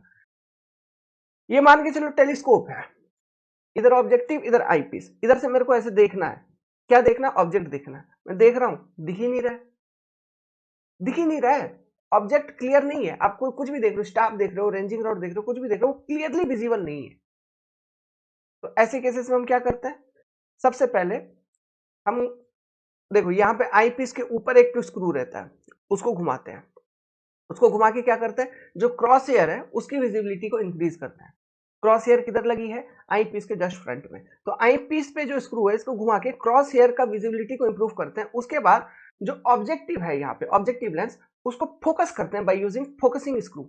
उसको घुमा के फोकस करते हैं, फिर पिक्चर क्लियर होता है, तब जाके हम फिर रीडिंग ले पाते हैं। ये जो प्रोसेस है ना पूरा का पूरा, इसी को बोलते हैं elimination of parallel x. Parallel x का मतलब यही है कि जो ऑब्जेक्ट का इमेज है वो मशीन के अंदर ठीक से बन नहीं रहा है, प्लेन ऑफ क्रॉस हेयर में नहीं है। मतलब क्रॉस हेयर के आसपास आपको दिखना चाहिए मशीन के अंदर इमेज, लेकिन वो दिख नहीं रही है। इमेज मतलब फोटो कह लो, ठीक है, फोटो वो दिख नहीं रही है। तो इसलिए हम 2 चीजें करते हैं। आई पीस पे जो स्क्रू लगा है उसको रोटेट करवा के क्रॉस हेयर को डार्क करते हैं, है ना, क्रॉस हेयर की विजिबिलिटी बढ़ाते हैं। प्लस जो फोकसिंग स्क्रू है उसको फोकस करके जो ऑब्जेक्ट है उसका जो फोटो है उसको क्लियर किया जाता है। समझ गए बात को? ठीक है, तो यही आपका एलिमिनेशन ऑफ पैरेलल एक्स। तो अब बताओ, तो ये चीज जो है ना, ये जो मैंने 4-5 बातें बताई, ये आप हर एक स्टेशन पे करोगे। मान लो स्टेशन ए पे सर्वे किया तो ये सब चीज किया, फिर यहाँ से मशीन शिफ्ट करके स्टेशन बी पे लेके गए तो वहां पर भी यही सब चीज किया, फिर जाके अपना सर्वे चालू किया। तो ये हर एक स्टेशन पे करना पड़ता है अपने को सर्वे के दौरान, इसलिए इसे टेम्पोररी एडजस्टमेंट कहा जाता है। इसलिए इसे हम टेम्पोररी एडजस्टमेंट कहेंगे, क्योंकि ये हर एक स्टेशन पे करना पड़ता है। ठीक है, अब परमानेंट क्या है फिर? देखिए, परमानेंट क्या होता है, मशीन के अंदर थेडोलाइट वगैरह के अंदर यहाँ पे कुछ फंडामेंटल लाइंस होते हैं। मैं बता रहा हूँ बार बार कि कुछ होते हैं कुछ होते हैं, तो अभी दिखाऊंगा भी, टेंशन मत लीजिए। तो ये जो भी कुछ फंडामेंटल लाइंस हैं, जैसे कि ये आपका वर्टिकल एक्सिस, कुछ हॉरिजॉन्टल एक्सिस होगा, कुछ होगा, बहुत सारा एक्सिस होगा, तो उन फंडामेंटल लाइंस के बीच में जो रिलेशनशिप है, मतलब कोई लाइन एक दूसरे के परपेंडिकुलर है या कोई लाइन एक दूसरे के पैरेलल है, ऐसा जो भी ये सारे जो रिलेशनशिप है, अगर due to long term usages of the machine, आपने बहुत लंबे समय तक, साल 2 साल 3 साल 4 साल तक मशीन का इस्तेमाल किया है, और इस्तेमाल करने के दौरान वो मशीन के इन फंडामेंटल लाइंस में डिस्टर्ब हो गया। अब जब ये फंडामेंटल लाइंस में डिस्टर्बेंस हो गई, अब उस मशीन को यूज करके जब भी आप रीडिंग लोगे, ऑब्जर्वेशन लोगे, वो सारे भी गलत होंगे, गलत होंगे ना। तो इसलिए हमें इनके रिलेशनशिप को करेक्ट करना होता है। इन फंडामेंटल लाइंस का रिलेशनशिप जैसा पहले था वैसा फिर से करेक्ट करके लाना होता है। तो उसके लिए जो एडजस्टमेंट हम करेंगे कुछ कुछ, those are your permanent adjustment, जो कि बहुत समय के बाद किया जाता है, लेकिन टेम्पोररी एडजस्टमेंट हर एक स्टेशन पे ड्यूरिंग सर्वे किया जाता है। ठीक है, तो अब यहाँ पे पढ़ो, which one is the correct sequence, temporary adjustment of theodolite का सीक्वेंस क्या है। सबसे पहले क्या किया आपने, मशीन को सेट करना है आपको। मशीन को सेट करने के बाद आपने क्या किया, सेंटरिंग कर लिया उसका, है ना। सेंटरिंग मतलब उसको स्टेशन पॉइंट, जो ग्राउंड पे स्टेशन पॉइंट था उसके जस्ट अबव उसका वर्टिकल एक्सिस को लेते आया, सेंटरिंग हो गई। फिर लेवलिंग कर लिया to establish the horizontal plane, levelling कर लिया, एंड फोकसिंग वगैरह करके पैरेलल एक्स एलिमिनेट कर दिया। पैरेलल एक्स कहने का मतलब है जो ऑब्जेक्ट आप देखना चाहते हो वो ढंग से दिख नहीं रहा है ना, तो उसको फोकस करके क्रॉस हेयर को डार्कन करके वो एलिमिनेट कर लिया, वो एरर एलिमिनेट हो गई। अब आप सर्वे करो, देखो जो भी रीडिंग लेना, जो भी ऑब्जर्वेशंस लेना है लीजिए, कोई दिक्कत नहीं होगी अपने को, समझ में आ रहा है। तो करेक्ट ऑर्डर क्या होगा, यहाँ पे क्या पूछा, सीक्वेंस, तो हम पहले सेटिंग किए, फिर सेंटरिंग किए, फिर लेवलिंग किए, एंड पैरेलल एक्स को एलिमिनेट करके सर्वे चालू कर दी। तो option number C will be correct here. यही ऑर्डर होता है हमेशा, ठीक है, हमेशा यही ऑर्डर होता है। अब जैसे कि आपसे पूछेगा लेवल मशीन के अंदर, ये तो थेरोलाइट का था, ये किसमें हो गया, थेरोलाइट में। अभी सिंपल ऑटो लेवल या डंपी लेवल वगैरह का पूछ लिया, तो उसमें ऑटो लेवल वगैरह में मैंने आपको बता रखा है सेंटरिंग का झंझट नहीं होता है। तो अगर ऑटो लेवल का बात आए, ठीक है, ऑटो लेवल या लेवल मशीन ऐसे लिखा हुआ होगा, या डंपी लेवल कुछ भी ऐसा लिखा होगा, तो अगर ये ऑर्डर पूछ ले टेम्पोररी एडजस्टमेंट का, तो सेटिंग करना अपने को, लेवलिंग करना है फिर, और पैरेलल एक्स को एलिमिनेट करना है। पैरेलल एक्स एलिमिनेशन वहां पे लिखा होगा, या फिर फोकसिंग ऑफ ऑब्जेक्टिव, या फिर फोकसिंग ऑफ आई पीस, ऐसा कुछ लिखा होगा, तो हाँ वो करना पड़ता है। फोकसिंग ऑफ आई पीस ताकि क्रॉस हेयर डार्क हो जाए, फोकसिंग ऑफ ऑब्जेक्टिव ताकि फोटो जो है उस ऑब्जेक्ट का वो टेलीस्कोप अंदर क्लियरली विजिबल हो, प्लेन ऑफ क्रॉस हेयर में आ जाए, समझ में आ रहा है। प्रैक्टिकल एक चीज बताता हूँ, फील्ड पे अगर रहोगे, मेरा जिंदगी यही सब चीजों में बीता है ना, रेलवे का सर्वे करते करते करते करते, ओके, मेरा रिकॉर्ड है 17 दिन के अंदर 100 किलोमीटर का क्रॉस सेक्शन बनाए थे। खैर ठीक है, तो देखो जो पैरेलल होती है वो कैसे समझोगे कि अच्छा ये इसकी पैरेलल आ गई है, अब मेरे को फोकस करना है, मशीन सेट कर दिया आपने, देखना इमेज को देखा, धुंधला से दिखा, फिर अगर सर हिलाओगे ना ऐसे वैसे, मतलब आई पीस के आगे ऐसे ऐसे, फोटो भी अंदर हिलेगा, इधर उधर टेलीस्कोप के अंदर फोटो भी आगे पीछे हिलेगा, जैसे जैसे आंख घुमाओगे फोटो भी ऐसे ऐसे हिलेगा। वो नहीं होना चाहिए, फोटो अंदर स्टेबल होगा, आंख से थोड़ी ना कनेक्टेड है फोटो भाई, समझ में आ रहा है। तो वो होती है पैरेलल एक्स, मतलब हमें दिखती नहीं है ठीक से ऑब्जर्वेशन, हम ले नहीं पाते। अब सुनिए, मैं कुछ कुछ यहाँ पे बताऊंगा फंडामेंटल लाइंस के बारे में, तो अच्छे से ढंग से सुनिए, विजुअलाइज करिए। देखो सबसे पहला एक एक्सिस मैं आपको दिखा रहा हूं, जिसको मैं बोलूंगा वर्टिकल एक्सिस ऑफ दिस थ्योडोलाइट। ये आपका एक थ्योडोलाइट मशीन है ना, दिस इज योर थ्योडोलाइट मशीन। इसका पार्ट पूछा सब क्लियर है तो बता देता हूँ, ये फुट स्क्रू है जिसको यूज करके लेवलिंग करेंगे, किसका, मशीन का, ठीक है। ये 3 स्क्रू दिख रहा है, उसको फुट स्क्रू बोलते हैं। ये आपका हॉरिजॉन्टल सर्कुलर प्लेट, जहां पे 2 प्लेट होते हैं, एक लोअर प्लेट उसके ऊपर होता है एक upper plate, lower plate is your main scale और upper plate is your vernier scale, इस तरह से रहती है। ये लोअर प्लेट हो गया जिसमें 0 to 360 डिग्री का एंगल का नोटेशन रहता है, प्लस उसके ऊपर एक वर्नियर होता है, वर्नियर इंडेक्स। तो ये होता है लोअर प्लेट एलपी, ये होता है अपर प्लेट, समझ में आ रहा है। इसी को यूज करके हम फिर हॉरिजॉन्टल एंगल का मेजरमेंट लेते हैं इन थ्योडोलाइट, है ना, bye using the combination of lower and upper plate. Upper plate हमेशा वर्नियर होती है, ये ग्लास की बनी होती है, ग्लास, ठीक है। ये प्लेट कैसे होते हैं, ग्लास की होती है। अब देखो यहाँ पे एक बबल है, बबल दिख रहा है एक, ये जो हॉराइजेंटल सर्कल है उसके ऊपर एक बबल है, तो इसको बोलते हैं प्लेट बबल, इसको बोलेंगे प्लेट बबल, ठीक है, इसी को बोला जाता है प्लेट बबल। यहाँ पे भी देखो ये एक टेलीस्कोप दिख रहा है, this is your telescope, telescope, ये टेलीस्कोप का जिस तरफ से देखोगे, इस तरफ से देखोगे, इधर से देखोगे, इसे आईपीस बोलेंगे। देखो आईपीस के ऊपर ही एक ब्लैक ब्लैक स्क्रू जैसा लगा हुआ है ना, तो जब भी हम क्रॉस हेयर को डार्क करना है तो उसी को घुमाते हैं, ओके। और एक स्क्रू होगा उसके पीछे, उधर अभी दिख नहीं रहा है, फोकसिंग स्क्रू, जो कि टेलीस्कोप में ऐसे लगा रहता है, जिसको हम फोकसिंग स्क्रू बोलते हैं, ओके। अब देखिए, तो ये आईपीस हो गया, this is your objective, this is your objective. Now इसके बगल में भी, टेलीस्कोप के बगल में भी एक सर्कल सिस्टम, कुछ सर्कुलर अरेंजमेंट है, तो इसको बोला जाता है वर्टिकल सर्कल, जिसको यूज करके हम वर्टिकल एंगल मेजर करते हैं। उसमें भी जो कॉम्बिनेशन होती है, एक फुल सर्कल होती है और एक इंडेक्स होती है, ठीक है। इंडेक्स इज योर वर्नियर और ये full circle is your full circle. और उस कॉम्बिनेशन को यूज करके हम क्या करेंगे, वर्टिकल एंगल का मेजरमेंट करेंगे। क्यों, देखिए अभी टेलीस्कोप जो है आपका वो हॉरिजॉन्टल है, ऐसा टेलीस्कोप आपका हॉरिजॉन्टल है, तो एक हॉरिजॉन्टल लाइन है। अभी मान लीजिए अगर टेलीस्कोप को मैं रोटेट करवाऊं ऐसे, तो हॉरिजॉन्टल के रेस्पेक्ट में कितना ये रोटेट किया, ये एंगल मेजर हो जाएगा। क्यों, इसके बगल में जो सर्कल है वहां पे वो एंगल का रीडिंग हम ले लेंगे, तो एंगल हमारी इजीली मेजर होके आ जाएगी। समझ में आ रहा है? तो यही हॉरिजॉन्टल से कितना इंक्लाइंड है ये टेलीस्कोप, यही तो हमको दे रहा है वर्टिकल एंगल किसी भी चीज का। समझ में आ रही बात? अब यहाँ पे देखिए, यही टेलीस्कोप के बगल में, मैं बार बार बोलता हूँ, वर्टिकल सर्कल के आसपास एक प्लेट बबल, एक बबल ट्यूब रहती है, ये वाली बबल ट्यूब, इसको हम बोलते हैं एल्टीट्यूड बबल, एल्टीट्यूड बबल। समझ में आ रहा है? तो मोटा मोटी पार्ट पुर्जा आपको क्लियर है। अच्छा, ये जो फ्रेम है, आप ये जो फ्रेम देख रहे हो जिसमें ये टेलीस्कोप और वर्टिकल सर्कल वाला सिस्टम है, इसको हम ए फ्रेम या एलिडेट फ्रेम कहते हैं, या फिर स्टैंडर्ड, क्या बोला जाता है, ए फ्रेम या एलिडेट फ्रेम, या फिर इसी का नाम है स्टैंडर्ड, ठीक है। अब एक चीज और देखो, क्या देखोगे, यहाँ पे देखो ये जो हॉरिजॉन्टल सर्कल है, अच्छा यही पर, यहाँ पर दिख जाएगा, यहाँ पर दिख जाएगा ढंग से, ये देखिए मिटा रहे हैं, है ना। जस्ट ये पाठ पूजा मेरे को बताने के लिए ये सब करना था, मेरा ऑब्जेक्टिव ये नहीं है। अभी फंडामेंटल लाइंस के बारे में बताऊंगा, सुनना बात। यहाँ पे देखो, ये जहाँ पे वर्टिकल सर्कल है, यहाँ पे एक छोटा सा ओपनिंग ऐसा दिया हुआ है, और इस बगल में भी सेम ओपनिंग है। तो ये ओपनिंग क्या है, एक खिड़की जैसा है ना, एक खिड़की जैसा है, किसके लिए, अंदर में जो प्लेट है जहां पर एंगल की रीडिंग है, वो रीडिंग देखने के लिए वो चीज है।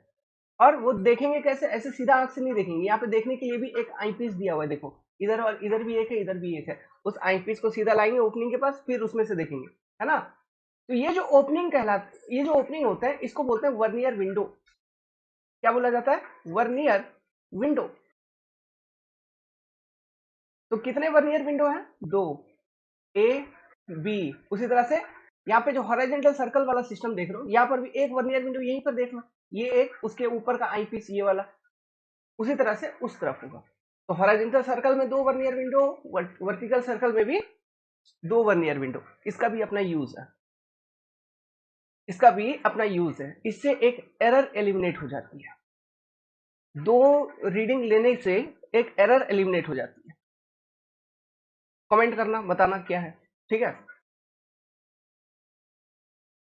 चलिए, बताएंगे बताएंगे बताएंगे, ठीक है, घबराओ नहीं, बता देंगे। थेरोलाइट जितना हो सकेगा बेसिक देखिए, थेरोलाइट अपने आप में बहुत बड़ी चीज है ना, इसका हमने कहीं पढ़ा है, ऐसा पढ़ा दिया है, आप नट बोल्ट टाइट करके खोल के लगा दोगे, पूरा थेरोलाइट बना दोगे, फुल अरेंजमेंट के साथ, फुल विजुअलाइजेशन के साथ, ओके।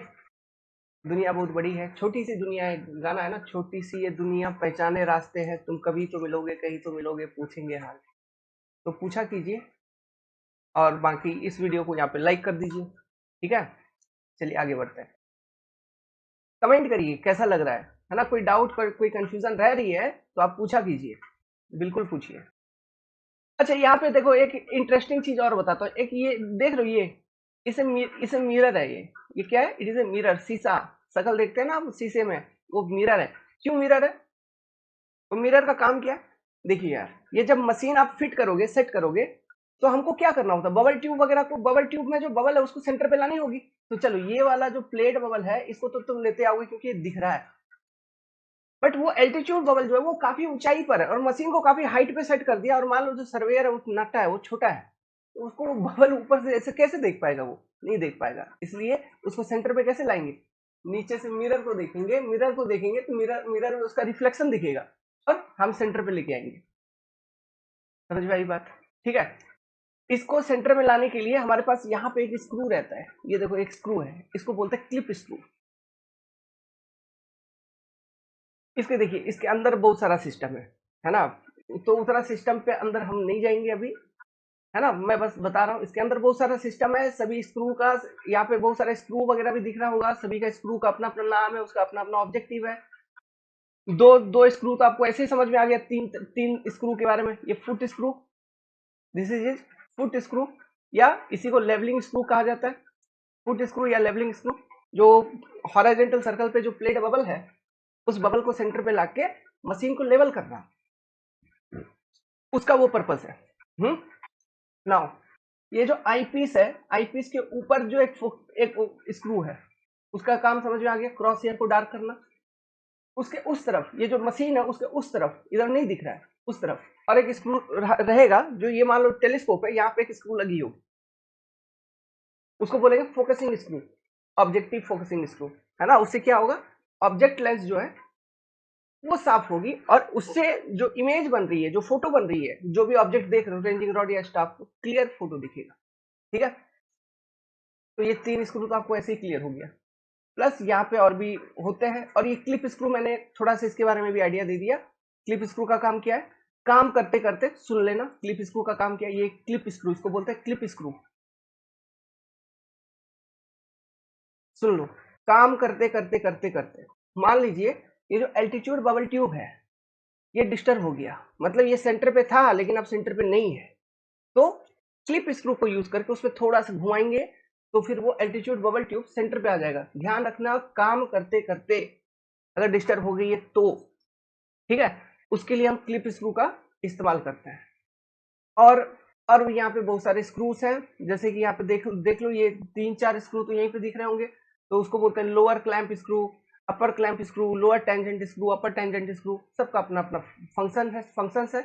ये जो lower clamp screw, upper clamp screw वगैरह वगैरह है, टेंजेंट स्क्रू वगैरह है, इसका इस्तेमाल किया जाता है जब आप हॉरिजॉन्टल एंगल को मेजर करेंगे, तो उस वक्त इन स्क्रूज का काम आती है, किसी को टाइट करना होता है, किसी को लूज करना होता है, ऐसा। ठीक है, चलो यार थोड़ा सा बता ही देता हूँ, बता ही देता हूँ, सुन लो भाई, सुन लो। देखो यहाँ लोअर सर्कल जो है, ये लोअर हॉरिजॉन्टल सर्कल, इसका सिस्टम बता रहा हूँ, देखिएगा ध्यान से।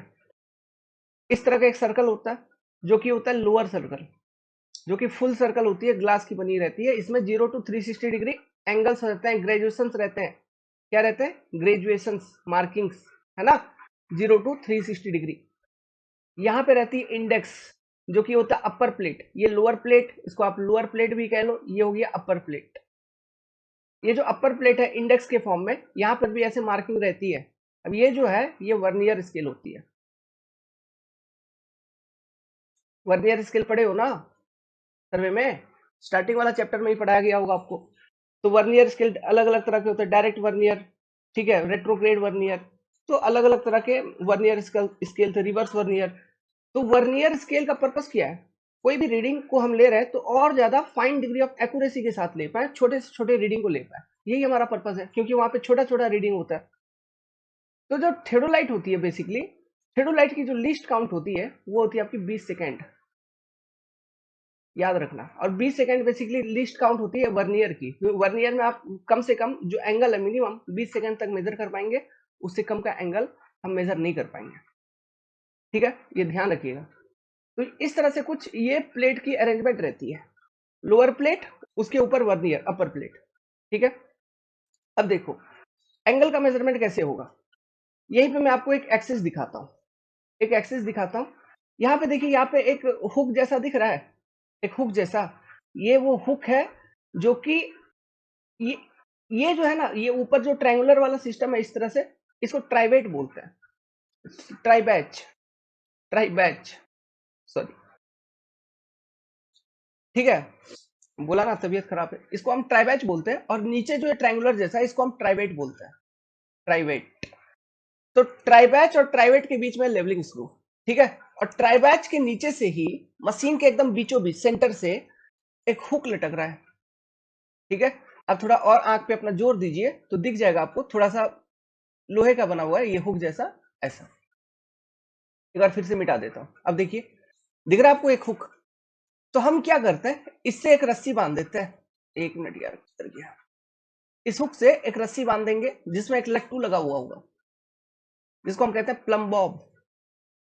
समझ में आ रहा है? इसको क्या बोलते हैं, प्लम बॉब। इसका काम क्या है, सेंटरिंग करना, है ना। ये मान लो ग्राउंड है, ग्राउंड पे कोई पॉइंट है, तो ये प्लम बॉब का नोक और ये ग्राउंड का ये पॉइंट एक एक दूसरे के जस्ट ऊपर होना चाहिए, एक सीधा लाइन में होना चाहिए।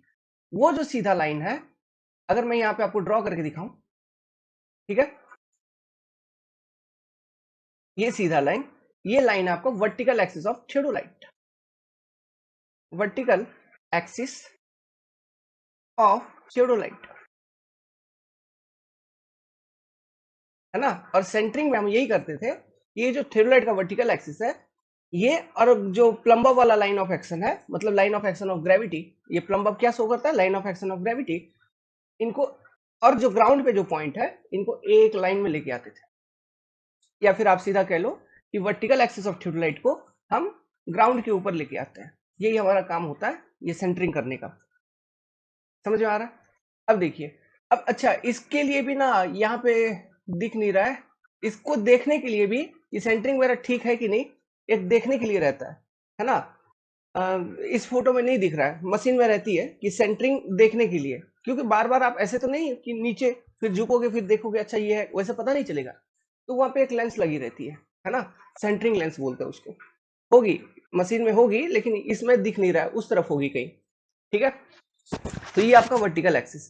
अब देखो होता क्या है, ध्यान से सुनना चीजों को। वर्टिकल एक्सिस के अबाउट ना थियोडोलाइट आपका रोटेट कर सकता है ऐसा, मतलब पूरा थियोडोलाइट को घुमा दो, ये आपका मशीन है, ये आपका मशीन है, तो मशीन वर्टिकल एक्सिस के अबाउट घूम जाएगी इस तरह से।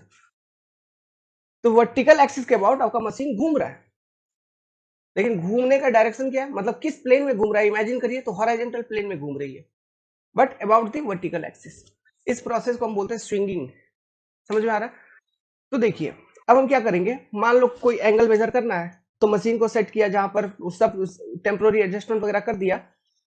उसके बाद ये जो रीडिंग्स है यहाँ पे हॉरिजॉन्टल सर्कल में, इसको हमको हॉरिजॉन्टल प्लेन पे एंगल मेजर करना है ना। हॉरिजॉन्टल एंगल मतलब जैसे हम कंपास को यूज करके मेजर करते थे, वो एंगल्स, बियरिंग जिसको हम बोलते हैं, क्या बोलते हैं, किसी भी लाइन का बियरिंग, हमें वो बियरिंग यहाँ पे निकालना है किसी भी लाइन का। तो एक रेफरेंस हमको सेट करना होगा, मतलब जिस भी रेफरेंस के बाद हमको बियरिंग निकालना है किसी लाइन का, मान लो यहाँ कोई एक लाइन है और ये मेरा रेफरेंस है ना। तो हम यहाँ पे मशीन सेट करेंगे, और रेफरेंस के अलोंग में ये जो कंपास है, ठीक है, ये जो हॉरिजॉन्टल सर्कल वगैरह, ये एक तरह का क्या है, एंगल मेजरमेंट है, उसका 0 0 इस लाइन के अबाउट में सेट कर दूंगा, रेफरेंस लाइन के अबाउट उसका 0 0 सेट कर दूंगा। सेट करने के बाद मैं मशीन को घुमाऊंगा, ठीक है, मशीन को घुमाऊंगा। मशीन को कैसे घुमाऊंगा, यहाँ पे, क्योंकि हमको ये इस लाइन का बियरिंग मेजर करना है, ये एंगल थीटा मेजर करनी है, यहाँ पे एक बंदे को रेंजिंग रॉड लेके खड़ा करवा दूंगा, मशीन को घुमाऊंगा, और टेलीस्कोप की मदद से इस रेंजिंग रॉड को साइट करूंगा।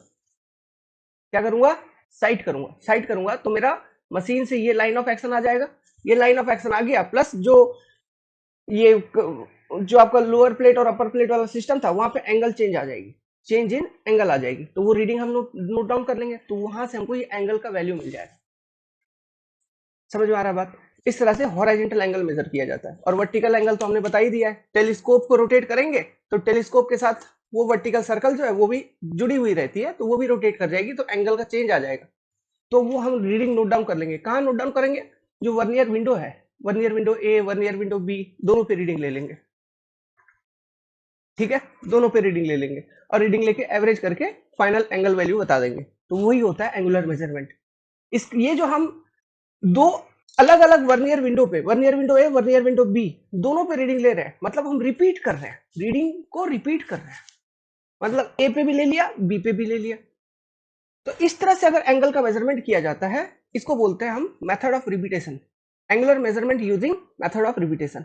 और ये मेथड ऑफ रिपीटेशन के माध्यम से, मतलब vernier window A vernier window B दोनों पे रीडिंग ले लिया। या फिर और एक चीज होता है, और एक रीडिंग होती है इसमें, face left and face right reading, है ना, पढ़ रखा होगा आपने, face left and face right reading. अगर आप किसी भी चीज का रीडिंग ले रहे हैं, फेस लेफ्ट से भी ले लिया, फेस राइट से भी ले लिया। फेस लेफ्ट फेस राइट कहने का क्या मतलब होता है, देखो यहाँ पे, यही पे समझ में आ जाएगा। एक चीज बता देता हूँ, ये टेलीस्कोप है, ठीक है, ये आईपीएस मैं इधर से देख रहा हूं। अगर मेरे राइट में वर्टिकल सर्कल है और मैं रीडिंग ले रहा हूं, तो जो भी रीडिंग होगा फेस राइट। अगर मेरे लेफ्ट में वर्टिकल सर्कल है और मैं रीडिंग ले रहा हूं, तो जो भी रीडिंग ले रहा हूं फेस लेफ्ट। समझ में आ गया, face left and face right reading. तो कोई भी ऑब्जर्वेशन, अगर आप फेस लेफ्ट भी ले रहे हो फेस राइट भी ले रहे हो, तो रिपीट करके रीडिंग ले लिया ना, तो ये इस तरह से जो एंगुलर मेजरमेंट करते हैं, इसको हम कहते हैं method of repetition. Method of repetition के माध्यम से एंगुलर मेजरमेंट लेने के कारण बहुत तरह का एरर रिमूव हो जाता है। जैसे कि अगर आपने वर्नियर विंडो ए और वर्नियर विंडो बी दोनों पे रीडिंग लेके एवरेज करके फाइनल रीडिंग बताया है, तो इसमें कौन सा एरर रिमूव हो गया। मान लीजिए वर्नियर में कोई खराबी है, ठीक है, वर्नियर में किसी तरह का खराबी है, या फिर वर्नियर ठीक से इस तरह से प्लेस नहीं है, कुछ एंगल पे हो गया, मतलब एक्सेंट्रिसिटी इन वर्नियर अगर है, एक्सेंट्रिसिटी इन वर्नियर अगर है, ठीक है, और आपको पता भी है कि एक्सेंट्रिसिटी है, तो ऐसे केसेस में जो आप रीडिंग लोगे, ऑब्जर्वेशन लीजिए, लेकिन लेने के बाद क्या करिए, दोनों विंडो पे देखिए, ए पे भी देखिए, बी पे भी देखिए, और देखने के बाद एवरेज करके फाइनल रीडिंग आप बता दो। तो वो जो वैल्यू बताओगे उसमें किसी भी तरह का एरर नहीं होगा। समझ में आ रहा है, उसमें किसी भी तरह का एरर नहीं होगा। सो सवाल पूछेंगे, eccentricity in vernier, error due to eccentricity in vernier can be removed by taking observation at vernier window A and vernier window B and averaging them। समझ में आ रहा है, या फिर मेथड ऑफ रिपीटेशन बोल देगा, क्योंकि ये मेथड ऑफ रिपीटेशन के तहत आ रही है ना। अब देखिए दूसरा सिस्टम बता रहा हूं, face left and face right reading किसी भी एक चीज का हम क्यों लेते हैं। ये जो कुछ फंडामेंटल लाइंस अभी और बताऊंगा, अभी तो एक ही बताया मैंने, वर्टिकल एक्सिस, और कुछ फंडामेंटल लाइंस आपको दिखाऊंगा। तो ये फंडामेंटल लाइंस के बीच में जो एडजस्टमेंट है, अगर वो गड़बड़ हो गई है और आपको परमानेंट एडजस्टमेंट करने की दरकार है, लेकिन आपने किया नहीं है और मशीन को लेके चले गए साइट पे, and you are taking the observations, you are doing the survey work, तो ऐसे कंडीशंस में जो भी रीडिंग लोगे गलत आएगा, है ना। तो उस चीज से बचने के लिए, उस एरर से बचने के लिए हम क्या करेंगे, जो भी रीडिंग ले रहे हैं हम एक बार फेस लेफ्ट लेंगे और एक बार फेस राइट लेंगे, फिर उसका एवरेज करेंगे, तो जो वैल्यू निकल के आएगी उसमें एरर नहीं होगी। तो याद रखिएगा, क्वेश्चन हजारों क्वेश्चन पूछे हुए हैं, बस ये शॉर्टकट आपको मैंने लॉजिक बता दिया, दिमाग में घुसा लो, बैठा लो आप, कि फंडामेंटल लाइंस के बीच में अगर एडजस्टमेंट खराब हुआ है और हम मशीन को लेके गए साइट पे, सर्वे कर रहे हैं, और उसके कारण अगर कोई एरर आएगी ऑब्जर्वेशन में, तो उस एरर को कैसे रिमूव किया जाए, by taking face left and face right observation. बस सभी क्वेश्चन का यही जवाब, ठीक है। एक्सेंट्रिसिटी इन वर्नियर है, तो उसके कारण अगर एरर आई है मतलब ऑब्जर्वेशन में, तो उसको कैसे रिमूव किया जाए, by taking observation at vernier window A and vernier window B. ठीक है। अब मान लो एक तरह का एरर और बताता हूं, ये जो आपका हॉरिजॉन्टल सर्कल वगैरह है, इसमें ग्रेजुएशन है, मार्किंग्स है एंगल की, ये मार्किंग्स मिट गए हैं या खराब हो गए, या फिर कुछ कहीं पे नजदीक कहीं पे कम, मतलब इसमें एरर है, इनके मार्किंग में एरर है। अब यूज कर रहे हो मशीन को, तो फिर मार्किंग में एरर है, आपको मालूम है, तो रीडिंग भी गलत आ जाएगी ना, जो भी नोट डाउन करोगे। तो ऐसे चीजों से कैसे बचा जाए, यहां पर भी मेथड ऑफ रिपीटेशन क्या करेंगे, मतलब जो अलग अलग जगह पे हम रीडिंग ले लेंगे, मतलब हमको मालूम है ये पोर्शन अफेक्टेड है, तो इधर रीडिंग लेंगे, इधर रीडिंग लेंगे, इधर रीडिंग ले लेंगे, ऐसे अलग अलग जगह पे रीडिंग लेके फिर एवरेज करके फाइनल वैल्यू बताएंगे। तो रिपीट किया ना रीडिंग्स को, मेथड ऑफ रिपीटेशन। तो error due to imperfect graduations in horizontal circle can be removed by taking observation at different position over the circle। ये स्टेटमेंट ध्यान रखिएगा। एक तरह का एरर और बताता हूं, देखो जो मशीन है इसको आपने ट्राइपॉड पे सेट किया है by using the wing screw. मान लो ये स्क्रू आपने ठीक से टाइट नहीं किया, काम करते करते मशीन स्लिप हो गया, खिसक जाएगा अपने ओरिजिनल, मतलब अपने एकदम स्टेबल पोजीशन से। जब वो खिसकी, इसका मतलब आप भी खिसक जाओ, आपको भी साइड पे नहीं रहना। क्या रे सर्वेयर बनते हो, तो मशीन एक स्क्रू टाइट नहीं कर पाते हो, सीनियर ऐसा बोलेगा। क्यों? जितना भी काम आपने कर रखा है ना, सारा का सारा काम बेकार, सब रीडिंग बेकार, सब फालतू। अब फिर से सेट करो मशीन को, टेम्पररी एडजस्टमेंट करो ढंग से, फिर नया वर्क शुरू करो, सर्वे वर्क। इसलिए error due to slip of machine is not removed by any of the method. किसी भी तरह से अगर मशीन का स्लिप हो गया है तो उसके कारण अगर एरर है, उसको रिमूव नहीं किया जा सकता। इसका ओनली एक ही अप्रोच है, start your survey work from starting. फिर से शुरू से सर्वे वर्क चालू करिए, ठीक है। अब एक चीज बता दो, यहाँ पे जो भी डिस्कशन हम लोग कर रहे हैं वो सारा डिस्कशन इंपॉर्टेंट है। आप ऐसा नहीं समझिएगा कि मैं कुछ कुछ बता रहा हूँ, एग्जाम का क्वेश्चंस है इसलिए डिस्कस कर रहा हूँ। और इन सब चीजों को सुन रखा होगा, एग्जाम में क्वेश्चंस आएंगे टिक लगा दोगे, बस ध्यान से सुन के रखिए, इसलिए हम बातचीत कर रहे हैं, है ना। देखिए आगे, तो वर्टिकल एक्सिस आपको समझ में आ गया। वर्टिकल एक्सिस के बाद जो मशीन है, it will rotate in your horizontal plane but about vertical axis. अब बात करते हैं हॉरिजॉन्टल एक्सिस क्या होती है मशीन की। यहाँ पे एक पॉइंट दिख रहा है, ये सारा इमेजिनरी है ना, इमेजिनरी लाइंस है। यहाँ पे एक पॉइंट दिख रहा है आपको, ये वाला। आप एक एक्सिस एज्यूम करो, इस पॉइंट से बाहर निकलता हुआ और उधर अंदर, समझ में आ रहा है। इस पॉइंट से बाहर निकलता हुआ और उधर अंदर एक एक्सिस एज्यूम हो पा रही है। और उस एक्सिस के अबाउट देखो, क्या जो टेलीस्कोप है अभी हॉरिजॉन्टल है, तो मैं इसको ऐसे रोटेट करवा सकता है या फिर ऐसे रोटेट करवा सकता है। तो my telescope is rotating in vertical plane about this horizontal axis. तो इस हॉरिजॉन्टल एक्सिस, यही है हॉरिजॉन्टल एक्सिस, और इसी को हम ट्रूनियन एक्सिस भी कहते हैं, ट्रूनियन एक्सिस या हॉरिजॉन्टल एक्सिस। तो हॉरिजॉन्टल एक्सिस या ट्रूनियन एक्सिस के अबाउट जो मशीन का टेलीस्कोप है, ये रोटेट करता है इन वर्टिकल प्लेन, जिसको यूज करके, जिसकी मदद से हम वर्टिकल एंगल्स को मेजर कर पाते हैं। समझ में आ रहा है, ठीक है। अभी मान लो, अभी ये टेलीस्कोप ऐसा है, एकदम हॉरिजॉन्टल है, आईपीस इसकी इधर है, जिधर से आप देखोगे ऑब्जेक्टिव इधर है। अगर मैंने इसको रोटेट करवा के, ऐसे रोटेट करवा दिया, ऐसा, ऑब्जेक्टिव आपका इधर आ गया, आईपीस आपका इधर आ गया, करवा दिया रोटेट। कितना एंगल से रोटेट करवाया? 180 डिग्री। ये जो प्रोसेस है इसको ट्रांजिटिंग कहा जाता है। क्या बोलते हैं हम? इसी को हम ट्रांजिटिंग कहते हैं। By means rotating the telescope of the theodolite about 180 degree in vertical plane, इसी को हम क्या बोलेंगे? ट्रांजिटिंग। बहुत बार क्वेश्चन पूछा है, स्टेटमेंट क्लियर है? कोई डाउट होगी, कंफ्यूजन होगी, टिक लगा दोगे। 180 डिग्री एंगल वर्टिकल प्लेन में रोटेट हो रहा है, किस एक्सिस के अबाउट रोटेट हो रहा है? हॉरिजॉन्टल एक्सिस के अबाउट रोटेट हो रहा है। इसी हॉरिजॉन्टल एक्सिस को हम ट्रूनियन एक्सिस कहते हैं। दिख गया हॉरिजॉन्टल एक्सिस? तो ये भी एक तरह का फंडामेंटल एक्सिस है थियोडोलाइट का। अब देखिए, अब मुझे आप यहीं पे रिलेशन बता दो, ये जो वर्टिकल एक्सिस है और ये जो हॉरिजॉन्टल एक्सिस मैंने आपको बताया, क्या इनके बीच में 90 डिग्री का एंगल नहीं है? है, बिल्कुल है। तो ये 90 डिग्री का एंगल हमेशा होना ही चाहिए। अगर नहीं है तो मशीन का परमानेंट एडजस्टमेंट खराब है, क्योंकि ये फंडामेंटल लाइंस है, इनके बीच में अगर एडजस्टमेंट खराब हो रही है तो उसका परमानेंट एडजस्टमेंट खराब होगा। तो इसके लिए हमको परमानेंट एडजस्टमेंट करनी होगी। और ये क्यों हो सकती है, मैंने बता रखा आपको। बहुत समय तक आपने अगर मशीन का यूज किया तो ये सब प्रॉब्लम आ सकती है मशीन के अंदर। तो अगर मशीन का वर्टिकल एक्सिस और हॉरिजॉन्टल एक्सिस में परमानेंट एडजस्टमेंट, मतलब एडजस्टमेंट खराब है, मतलब उसका 90 डिग्री का एडजस्टमेंट नहीं है, तो एक टेस्ट हम करते हैं जिसके मदद से हमें ये पता चलती है कि ये सच में खराब है या नहीं है। उस टेस्ट का नाम बोलते हैं स्पायर टेस्ट। उसका नाम क्या है? Spire test. समझ में आ गया? ये क्वेश्चन भी अपने आप में एक क्वेश्चन है, पूछा गया है, स्पायर टेस्ट क्यों करते हैं। तो याद रखना, स्पायर टेस्ट हम करते हैं वर्टिकल और हॉरिजॉन्टल एक्सिस के बीच में एडजस्टमेंट चेक करने के लिए। वो 90 डिग्री होना चाहिए, ठीक है। नहीं है तो कैसे पता चलेगा? स्पायर टेस्ट करके हमको पता चलेगा। फिर अगर खराब है तो फिर हम परमानेंट एडजस्टमेंट करेंगे। क्लियर है? तो ये दो फंडामेंटल एक्सिस।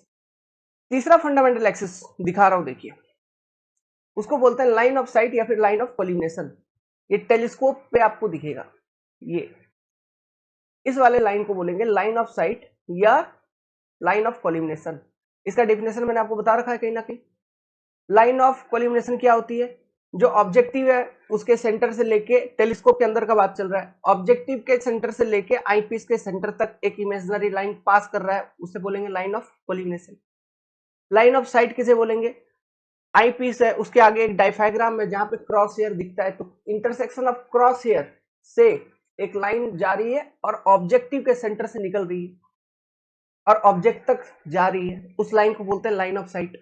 मशीन के अंदर ये line of sight and line of collimation एक ही होते हैं, मशीन को ऐसा बनाया ही जाता है। लेकिन अगर सर्वे का डिस्टेंस आपका बहुत ज्यादा है तो ऐसे केसेस में एनवायरमेंट में जो मास है उसके कारण एरर आ सकती है, जैसे रिफ्रैक्शन एरर, कर्वेचर एरर आपने पढ़ रखा है, जिस कारण से आपका लाइन ऑफ कोलिमिनेशन तो एकदम हॉरिजॉन्टल प्लेन पर रहेगा, बट लाइन ऑफ साइट हो सकती है अगर आपका सर्वे का डिस्टेंस ज्यादा है तो इंक्लाइन हो जाए, मतलब डाउनवर्ड आ जाए या फिर ऊपर आ जाए। तो ऐसे केसेस में line of collimation and line of sight एक नहीं होंगे, तो फिर हम एरर करेक्ट करते हैं, कर्वेचर एंड रिफ्रैक्शन एरर। वो एरर का कॉन्सेप्ट था, समझ में आ रहा? अगर सर्वे का डिस्टेंस आपका बहुत ज्यादा है तो ऐसे केसेस में ही केवल ये दो लाइन एक दूसरे के ऊपर नहीं रहेंगे।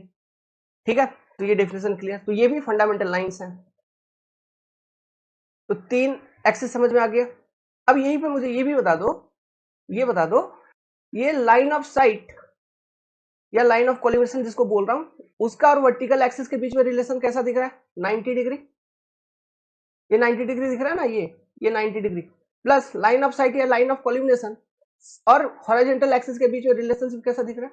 ये भी 90 डिग्री दिख रहा है। तो ये सभी अभी तक 90 डिग्री पे चल रहे हैं हम लोग। ठीक है, अब देखिए, अब एक एक्सिस और बताता हूं, axis of altitude bubble tube. ये जो बबल ट्यूब होता है ये क्या होता है? एक बहुत बड़ा सर्कल सोचो, एक बहुत बड़ा सर्कल सोचो, उस बहुत बड़ा सर्कल का एक छोटा सा हिस्सा आपने कट करके निकाल दिया। ठीक है, तो वो कैसा दिखेगा? ऐसा दिखेगा कुछ। अब इसके अंदर एक लिक्विड भर देते हैं हम। अब उस लिक्विड जो भी भरता है वो पूरी तरह से नहीं भरता है, एक छोटा सा बबल छोड़ देते हैं हम, है ना, मतलब छोटा सा स्पेस छोड़ दिया जो कि एक बबल के जैसा काम करता है। तो वही बबल को हमको सेंटर में लानी होती है। तो मान लो वो बबल इधर है and this is your centre of the bubble tube, और इस पॉइंट को हम बोलते हैं इंडेक्स पॉइंट। इंडेक्स पॉइंट, समझ में आ रही बात?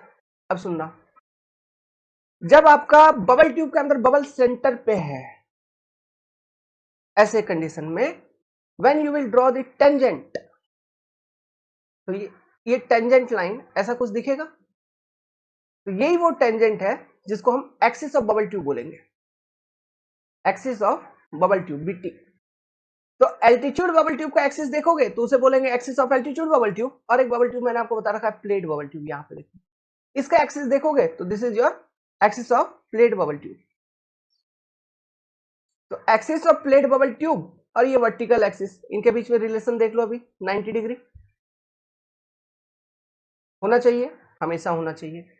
एल्टीट्यूड बबल ट्यूब जो है, इसका एक्सिस अगर मैं ड्रॉ करूं, लेट्स सपोज इस तरह से कुछ आपको axis of altitude bubble tube दिखेगा। कब? जब आपका एल्टीट्यूड बबल ट्यूब के अंदर बबल एकदम हॉरिजॉन्टल, मतलब बबल एकदम सेंटर पे हो, तो उस पोजीशन पे आपको कुछ बबल ट्यूब, मतलब axis of altitude bubble tube ऐसा दिखेगा। और आपका टेलीस्कोप भी हॉरिजॉन्टल है, आपका टेलीस्कोप भी हॉरिजॉन्टल है, तो ऐसे कंडीशंस में लाइन ऑफ साइट और लाइन ऑफ कोलिमिनेशन भी आपको कुछ यू दिखेगी। तो क्या ये दोनों पैरेलल है? तो ये भी फंडामेंटल रिलेशंस है, जो एंगल बता रहा हूं वो सारा कुछ फंडामेंटल रिलेशंस है। इन्हीं रिलेशंस में अगर चेंज हो जाती है due to long term use of the machine, तो हमको परमानेंट एडजस्टमेंट करना पड़ता है। तो कितने रिलेशन आपको बता दिए? लाइन ऑफ साइट और लाइन ऑफ कोलिमिनेशन, ठीक है, और axis of altitude bubble tube. कब? जब अल्टीट्यूड बबल ट्यूब आपका सेंटर पे हो और टेलीस्कोप हॉरिजॉन्टल हो। ऐसे कंडीशंस में इनका रिलेशनशिप एकदम पैरेलल होना चाहिए, मतलब इनके बीच का एंगल कितना? 180 डिग्री। समझ में आ रहा है? नाउ अब देखो, जो लाइन ऑफ साइट है या लाइन ऑफ कोलिमिनेशन कह लो, उसका वर्टिकल एक्सिस और हॉरिजॉन्टल एक्सिस से रिलेशनशिप 90 डिग्री 90 डिग्री। जो आपका axis of plate bubble tube है, ये जो सर्कुलर प्लेट है, lower circular plate, horizontal plate, इसको हम हॉरिजॉन्टल सर्कल भी बोलते हैं। ये हॉरिजॉन्टल सर्कल और ये ऊपर वाला वर्टिकल सर्कल। तो हॉरिजॉन्टल सर्कल पे जो प्लेट है, axis of plate bubble, and your vertical axis relationship हमेशा 90 डिग्री। तो ये सारा जो रिलेशनशिप है plus vertical axis and horizontal axis of the machine, उनके बीच में रिलेशनशिप 90 डिग्री। तो ये सारा जो रिलेशनशिप है, this are the fundamental relationships. अगर इनमें डिस्टरबेंस आ गई है तो परमानेंट एडजस्टमेंट करना पड़ेगा, और अगर इनमें डिस्टरबेंस आ गई है, you are taking the observations, तो उसमें एरर आ सकती है। तो उस तरह के एरर को रिमूव कैसे किया जा सकता है? By using the method of repetition, that is taking face left and face right reading of a particular observation. समझ में आ रही है बात? तो these are some concepts related to your theodolite. तो ये कुछ बेसिक था। अब इसमें तो मैं बहुत डिटेल एनालिसिस तो और नहीं करवाऊंगा, लेकिन हाँ, ये जो डिस्कशन हमने किए हैं, इससे आपका 70% of question, 70 to 80% of question जो थियोडोलाइट के बनते हैं, वो इन्हीं डिस्कशन से बनते हैं। तो आपको ध्यान रखना है, ठीक है। एक छोटा सा डिस्कशन मैं और कर देता हूं, ठीक है। इसी में देखो, एंगल का मेजरमेंट कैसे होगा, हॉरिजॉन्टल एंगल का मेजरमेंट कैसे होगा, ये मैं कर देता हूं, ठीक है। और वर्टिकल का भी मेजरमेंट कैसे होगा मैं बता ही देता हूं यार आपको, क्यों उतना। तो उससे क्या होगा, 90% आपका अप्रोच हो जाएगा थियोडोलाइट के अंदर, है ना। 90 के 9 मतलब मोटा मोटी पूरा कंप्लीट ही हो जाएगा। ये दो चीज बचा हुआ है। 10-5 मिनट की डिस्कशन होगी, सुनना। फंडामेंटल एक्सिस खत्म, उसके बीच का रिलेशनशिप खत्म, ध्यान रखिए। अब उसमें कोई डिस्कशन नहीं है। स्पैट टेस्ट वगैरह सब कुछ बता ही दिया है। Face left face right reading, method of repetition वगैरह, vernier window A vernier window B पे रीडिंग, क्यों, है ना, स्लीप एरर, सब डिस्कशन चल गई है, खत्म हो चुकी है। ओके, जो हम पढ़ते हैं थियोडोलाइट के अंदर, जो हमने 3-4 घंटे के अंदर ढंग पढ़ाया हुआ है, वही सब चीज मैंने आपको अभी बता दिया 30 मिनट के अंदर में, ठीक है। इफेक्टिव डिस्कशन है। अब देखो, एंगुलर मेजरमेंट का कॉन्सेप्ट मैं आपको बता रहा हूँ। ये जो हॉरिजॉन्टल सर्कल है, मैंने आपको बता रखा है यहाँ पे कि लोअर सर्कल होगा, उसके ऊपर एक अपर सर्कल है जिसको हम बोलते हैं वर्नियर। तो ये जो सारा चीज है ना, यहाँ पे एक स्पिंडल सिस्टम होती है जिसके थ्रू से वो कनेक्टेड होती है। इस जगह पे देखो, यहाँ पे जो जहां पे मैं बना रहा हूँ, यहाँ पे एक स्पिंडल सिस्टम होती है, उससे ये स्क्रू वगैरह कनेक्टेड होते हैं, और इसी से वो प्लेट्स कनेक्टेड होते हैं। ये होते हैं क्या, देखिए इनके बीच में रिलेशन कैसा होता है। देखो, ये इस तरह से कुछ होता है,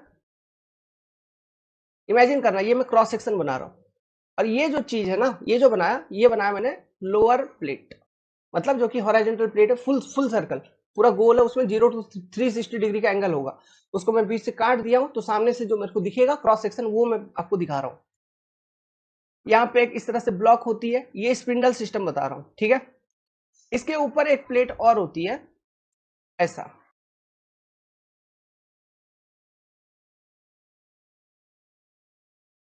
ठीक है। इस तरह से एक प्लेट होती है, मान के चलो, और ये प्लेट है आपका upper plate. Lower plate is your main scale, और upper plate is your vernier scale. देखो, इसको हम आउटर स्पिंडल भी बोलेंगे, टर्म है, ध्यान रखना। इसको हम इनर स्पिंडल भी बोलते हैं, इनर स्पिंडल। अब मैं आपको क्लैंप स्क्रू के बारे में बताता हूं। एक होता है lower clamp screw. Lower clamp screw क्या करता है, जो लोअर प्लेट है, और इसको यहाँ पे जो ब्लॉक मैंने आपको दिखाया, इस ब्लॉक को एक दूसरे से जोड़ता है। ये है lower clamp screw, lower clamp screw, ठीक है। सीधा सीधा बता रहा हूं, जैसा बता रहा हूं उसी तरह से ध्यान में रखना। और एक है अपर क्लैंप स्क्रू, वो क्या करता है, ये जो लोअर प्लेट है और अपर प्लेट है, इन एक दूसरे को एक दूसरे से जोड़ता है, मतलब इन दोनों को एक दूसरे से जोड़ता है। अपर प्लेट और लोअर प्लेट को एक दूसरे से कनेक्शन बना के रखती है, वो है अपर clamp screw. Upper clamp screw. देखिए, एंगल का मेजरमेंट कब होगा, ये आपका हॉरिजॉन्टल सर्कल, लोअर प्लेट, इसके ऊपर है आपका वर्नियर प्लेट, ठीक है, वर्नियर प्लेट। मान लीजिए अभी ऐसा है, तो यहां पे आपने इस जगह पे जो ऑब्जर्वेशन आपने अभी लिया है, कहां पे, इस पर्टिकुलर लोकेशन पे जो ऑब्जर्वेशन आपने लिया है अभी फिलहाल के लिए, वो ऑब्जर्वेशन आपका जो भी था एंगल का, ए डैश बी डैश, ऐसा जो भी ऑब्जर्वेशन था, A dash A double dash, angular measurement आपने ले रखा है। ये जीरो लाइन है, रेफरेंस लाइन है, मान के चलो, मतलब ये वाला लाइन आपका रेफरेंस है, मतलब 0 0 आपने करके रखा है। अब हम क्या करेंगे, मशीन को रोटेट करवाएंगे एंगल मेजरमेंट के लिए, मैंने आपको बता रखा था। तो मशीन को जब रोटेट करवाएंगे तो होना क्या चाहिए ना, ये जो इंडेक्स है, इंडेक्स या फिर वर्नियर, ये रोटेट करेगा, ये रोटेट करके इस पोजीशन पे आ गई। जो हॉरिजॉन्टल प्लेट है, जो लोअर प्लेट है, इट मस्ट बी फिक्स्ड, ये फिक्स्ड होना चाहिए, और इंडेक्स जो है उसके ऊपर रोटेट करेगा। तब ये चेंज इन एंगल, ये मान लो ए ट्रिपल डैश और ये ट्रिपल डैश हो गया, ये 4 डैश। तो जो चेंज इन एंगल आपको यहाँ पे दिख रहा है, ये वाला और ये वाला पॉइंट, ये चेंज इन एंगल, यही तो है थीटा, हॉरिजॉन्टल एंगल। फिर ये वाला चेंज इन एंगल, ये तो आपका थीटा। तो ये वर्नियर विंडो ए और वर्नियर विंडो बी पर वो रीडिंग दिख जाएगा, प्लस उनका एवरेज ले लो, एक्चुअल रीडिंग आपको मिल जाएगी। क्लियर है बात, समझ में आ रहा है? तो यहाँ पे जो मेन चीज है जो आपको बताना चाह रहा था, मैं क्या बताना चाह रहा था, बताना ये चाह रहा था कि जब एंगल मेजरमेंट करोगे तो आपका लोअर प्लेट फिक्स होना चाहिए। कौन सा फिक्स होना चाहिए? LP, lower plate. और जो वर्नियर है ना, वो फ्री होना चाहिए। Vernier must be free, that is it must move, rotate about the above the horizontal plate या फिर lower plate when you are rotating the machine। जब हम मशीन को रोटेट करेंगे तो मेरा वर्नियर जो है लोअर प्लेट के ऊपर रोटेट करना चाहिए और लोअर प्लेट मेरा फिक्स होना चाहिए रेफरेंस के अलावा। ये सिस्टम है एंगुलर मेजरमेंट की। अब ये अचीव कैसे करेंगे? इसको अचीव करने के लिए lower clamp and upper clamp screw का हम यूज करते हैं। देखिए हम क्या करेंगे, हमने क्या बोला आपको, जो लोअर प्लेट है वो फिक्स होना चाहिए, तो लोअर क्लैंप स्क्रू को हम टाइट कर देंगे, हम इसे टाइट कर देंगे, टाइट कर देंगे, या फिर हम ऐसे कहेंगे कि lower clamp screw must be clamped, ये टाइट होना चाहिए। तो ये जब टाइट होगा तो आपका लोअर प्लेट रोटेट करेगा क्या? नहीं करेगा, लोअर प्लेट नहीं घूमेगा, क्योंकि ये तो आपने फिक्स कर दिया ना, टाइट कर दिया, तो ये रोटेट ही नहीं करेगा। अब हमको रोटेट क्या करवाना है? लोअर प्लेट के ऊपर वर्नियर को रोटेट करवाना है। तो ये जो अपर क्लैंप स्क्रू है इसको लूज कर देंगे या फिर इसे अनक्लैंप कर देंगे। जब आप इसे लूज या अनक्लैंप करोगे तो क्या होगा, लोअर प्लेट और अपर प्लेट के बीच में जो कनेक्शन है वो फ्री हो जाएगी, वो छूट जाएगी। जब वो कनेक्शन छूट गई और नीचे आपका लोअर प्लेट टाइट है, तो अब जब आप मशीन को रोटेट करवाओगे तो मशीन ये वर्नियर के साथ रोटेट करेगी ऊपर। समझ में आ रहा है? वर्नियर के साथ रोटेट करेगी तो एंगल में चेंज होगा जो कि आप रीडिंग लोगे। तो आपसे ये क्वेश्चन पूछेंगे कि एंगुलर मेजरमेंट आप कब ले पाएंगे? कौन सा कंडीशन ऐसा होगा? कंडीशन होगा जब आप अपर क्लैंप को लूज कर दोगे और लोअर क्लैंप को टाइट कर दोगे, तब। समझ में आ रहा है? तो ये कंडीशन है when angular measurement are taken, horizontal angles का मेजरमेंट हम ले पाते हैं। ठीक है, और यहाँ पे आपको अलग अलग कॉम्बिनेशन बनाया जा सकता है। क्या? अगर मान लीजिए लोअर क्लैंप को भी टाइट कर दिया, अपर क्लैंप को भी टाइट कर दिया, तो मशीन घूमेगा? मशीन घूमेगा ही नहीं, कुछ भी रोटेशन नहीं होगा, मशीन ही नहीं घूमेगा। अगर अपर क्लैंप को टाइट रखा है, तो अपर क्लैंप को अगर टाइट रखा है तो अपर प्लेट एंड लोअर प्लेट इनके बीच में कनेक्शन है, और लोअर क्लैंप को लूज कर दिया है, मतलब लोअर क्लैंप जो है वो, मतलब लोअर क्लैंप जो है लूज कर दिया, मतलब ये पूरा का पूरा जो अरेंजमेंट है उसका इस पर्टिकुलर ब्लॉक से फ्री हो गया वो। तो अब जब मशीन को घुमाओगे तो मशीन घूमेगा, लेकिन दोनों प्लेट एक साथ घूम रहे होंगे। ये चीजें हैं। ठीक है, तो इस तरह से कॉम्बिनेशन बना बना के आपसे क्वेश्चन पूछा जा सकता है, जिसमें ये वाला मेन कंडीशन है जो आपको ध्यान रखना पड़ेगा कि एंगल मेजरमेंट हम कब ले पाएंगे। ठीक है, this is your condition. Clear? इसी तरह से ये तो हॉरिजॉन्टल का बात था। वर्टिकल में होता क्या ना, उसमें अलग सिस्टम है थोड़ा सा, बताइए। दो देखो, वर्टिकल एंगल मतलब समझिए, वर्टिकल एंगल क्या करते हैं, हमको ऐसे मेजर करना है वर्टिकल एंगल। तो वर्टिकल सर्कल जो होती है, ये वर्टिकल सर्कल है, ये टेलीस्कोप के साथ फिक्स रहती है, मतलब टेलीस्कोप को रोटेट करोगे तो वर्टिकल सर्कल भी घूमेगा। तो यहाँ पे vertical circle is not fixed, it will rotate, it rotate. कब? जब मैं वर्टिकल एंगल का बात कर रहा हूं। और यहाँ पे जो वर्नियर होगा, इस तरह से कुछ ये वर्नियर होती है, जस्ट मिनट, सॉरी, हॉरिजॉन्टल है ना, ये वर्नियर इस तरह से कुछ होती है, ये वर्नियर यहाँ पे इस तरह से कुछ होती है, वर्नियर या फिर इंडेक्स कह लो, इसको हम क्या बोलते हैं? इंडेक्स भी बोलते हैं, इंडेक्स भी बोलेंगे, है ना, वर्नियर या फिर इंडेक्स। तो ये एकदम परफेक्टली हॉरिजॉन्टल होना चाहिए, तभी तो आप जब ये अगर हॉरिजॉन्टल रहेगा इंडेक्स, तब आप जब टेलीस्कोप को रोटेट करोगे तो उसके साथ वर्टिकल सर्कल भी रोटेट होगी, तभी ना एंगल चेंज का वैल्यू मेजर करेंगे। तो ये इंडेक्स हॉरिजॉन्टल होगा और ये मतलब वर्नियर हॉरिजॉन्टल होगी और ये होगी यहाँ पे फिक्स्ड। ये रोटेट नहीं करेगा। और इसी के साथ आपका यही इंडेक्स के साथ ऊपर चल के देखिए एल्टीट्यूड बबल ट्यूब, इसी के साथ वो एल्टीट्यूड बबल ट्यूब कनेक्टेड होती है। लॉजिक देखिए, है ना? क्यों? अगर हमको पता चल जाएगा एल्टीट्यूड बबल ट्यूब के अंदर अगर बबल आगे पीछे हो गया, हमको पता चल जाएगा कि ये जो इंडेक्स है ये ऐसा या ऐसा हो गया, तब जो एंगल का मेजरमेंट ले रहे हो वो गलत आ जाएगी। तो इसलिए इसी के साथ एल्टीट्यूड बबल ट्यूब कनेक्टेड होता है ना? और ये जो फ्रेम है जिसमें ये इंडेक्स पूरा का पूरा इंडेक्स वाला सिस्टम रहता है, उसको इंडेक्स फ्रेम बोलते हैं, इंडेक्स फ्रेम। ठीक है? और इसी इंडेक्स फ्रेम से कनेक्टेड होती है आपकी क्लिप स्क्रू। क्लिप स्क्रू क्यों? काम करते करते, सीताराम सीताराम कहिए, काम करते करते मान लीजिए एल्टीट्यूड बबल ट्यूब घिसक गया इधर उधर कहीं, तो इंडेक्स ऊपर नीचे हो गया, हमको इसको हॉरिजॉन्टल रखना है, तो हम क्या करेंगे?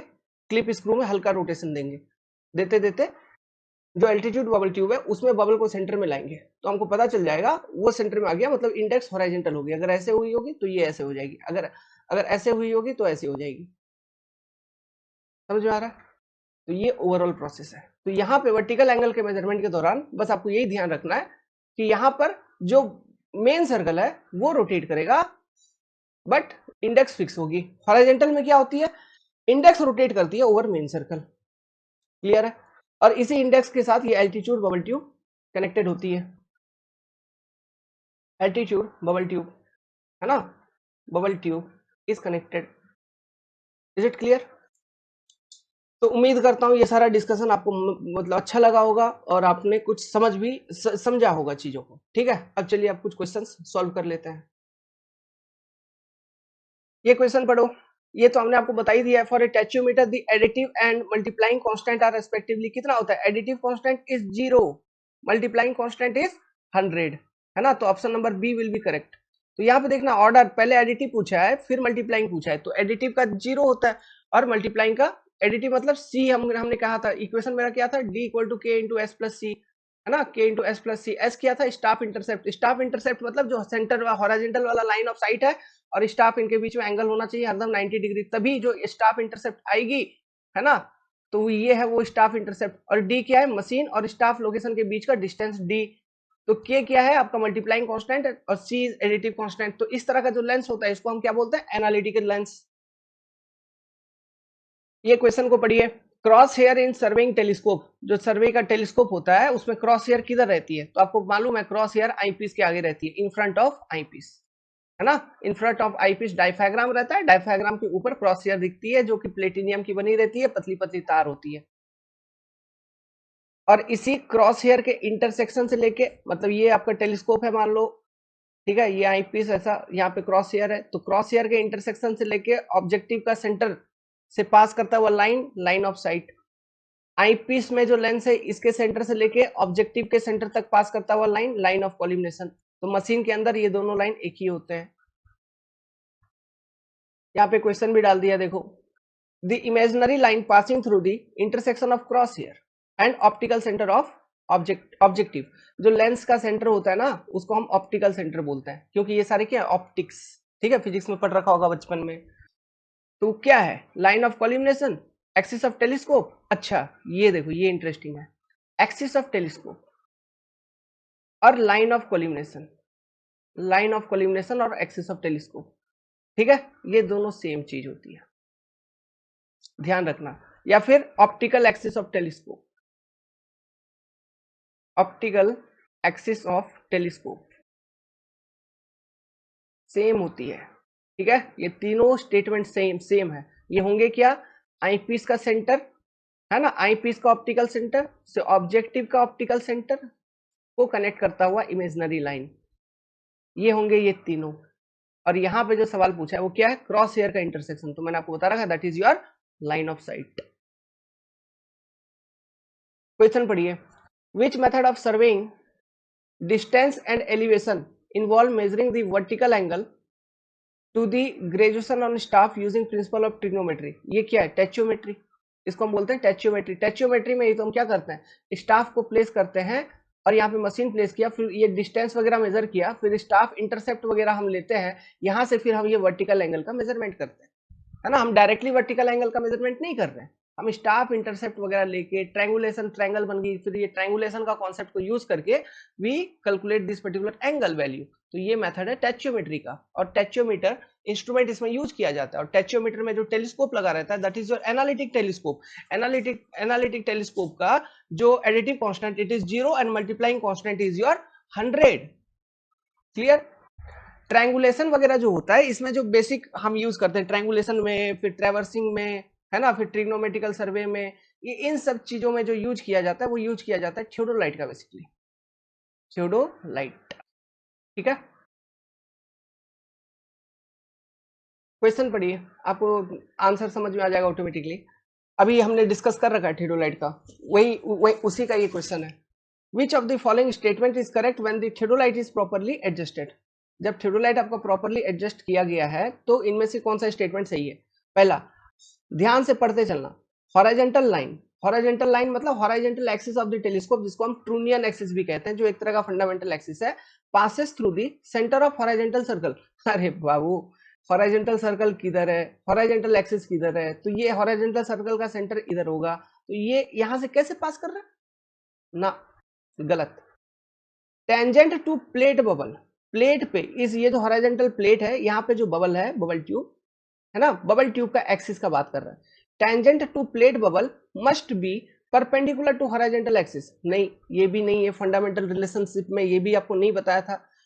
Tangent to plate bubble must be perpendicular to vertical axis, ये चीज हमने आपको बता रखा था, आप एक बार देख लीजिए यहाँ पे, जहां पे मैंने आपको बता रखा है, देखिए बताया था, देखिए ये टेंजेंट टू प्लेट बबल तो यही है ना, और ये वर्टिकल एक्सिस जो फंडामेंटल रिलेशनशिप बताया था प्रॉपर एडजस्टमेंट का, तो ये दोनों का रिलेशनशिप है 90 डिग्री, देखो लिखवाया था। तो क्या ये स्टेटमेंट आपका सही होगा? This particular statement is your correct. और बाकी ये फोर्थ वाला वर्टिकल लाइन, ये क्या होता है? Vertical line passes through the centre of vertical axis. Vertical line क्या है? ऐसा तो कुछ था ही नहीं, वर्टिकल एक्सिस ही था। और उसी तरह से ये हॉरिजॉन्टल लाइन, ये भी क्या था? ये भी कुछ नहीं था। समझ में आ रहा है? तो हॉरिजॉन्टल लाइन कुछ नहीं होती, उसको हॉरिजॉन्टल एक्सिस बोलते हैं, या फिर ट्रूनियन एक्सिस। वर्टिकल लाइन कुछ नहीं होती, उसको हम वर्टिकल एक्सिस बोलते हैं। ठीक है, तो ये स्टेटमेंट ऐसे भी फालतू है, और ये वाला रिलेशनशिप है ही नहीं, this is not fundamental relationship. तो कभी कंफ्यूज नहीं होना कि जो प्लेट बबल ट्यूब है, प्लेट के ऊपर जो बबल ट्यूब है उसका जो एक्सिस होगा और जो हॉरिजॉन्टल एक्सिस है ना, उनके बीच में क्या रिलेशनशिप है, कि वो भी 90 डिग्री ऐसा वैसा, ऐसा उनके उन दोनों के बीच में कोई रिलेशनशिप नहीं। जो एक्स प्लेट बबल ट्यूब है उनका और वर्टिकल एक्सिस के बीच का ही एक रिलेशनशिप है, जो कि, अब देखिए क्वेश्चन पढ़िए, Bowditch rule is also termed as, इसको हम बोलते हैं कंपास रूल। ठीक है, इस रूल को हम कंपास रूल भी बोलते हैं। ये बेसिकली जो हम ट्रेवर्सिंग करते हैं, क्लोज ट्रेवर्स वगैरह, तो उसमें जो एरर आता है उसको करेक्ट करने के लिए ये सारे रूल्स। ठीक है, तो इसके ऊपर हम लोग डिस्कशन करेंगे आगे, है ना। ये कुछ रूल्स वगैरह है, ट्रेवर्सिंग के बारे में मैंने बताया था, बट ये रूल्स वगैरह के बारे में हम लोग आगे डिस्कशन करेंगे किसी एक क्वेश्चन को लेके। फिलहाल के लिए मैं इस पर्टिकुलर वीडियो को यहीं एंड करता हूँ, क्योंकि इसकी लेंथ बढ़ गई है। और आप लोग यहाँ तक पढ़िए, आप लोगों को समझ में आया, कोई डाउट है तो आप डाउट पूछ सकते हैं। ठीक है, जो डिस्कशन हमने किया है उसी के बेसिस पे आंसर करनी है आपको क्वेश्चंस में। क्वेश्चंस में कंफ्यूजिंग कर सकता है, कुछ क्वेश्चंस गलत भी होते हैं, बट आंसर जो आपका डिस्कशन है वही होगा। ठीक है, ऑल द बेस्ट।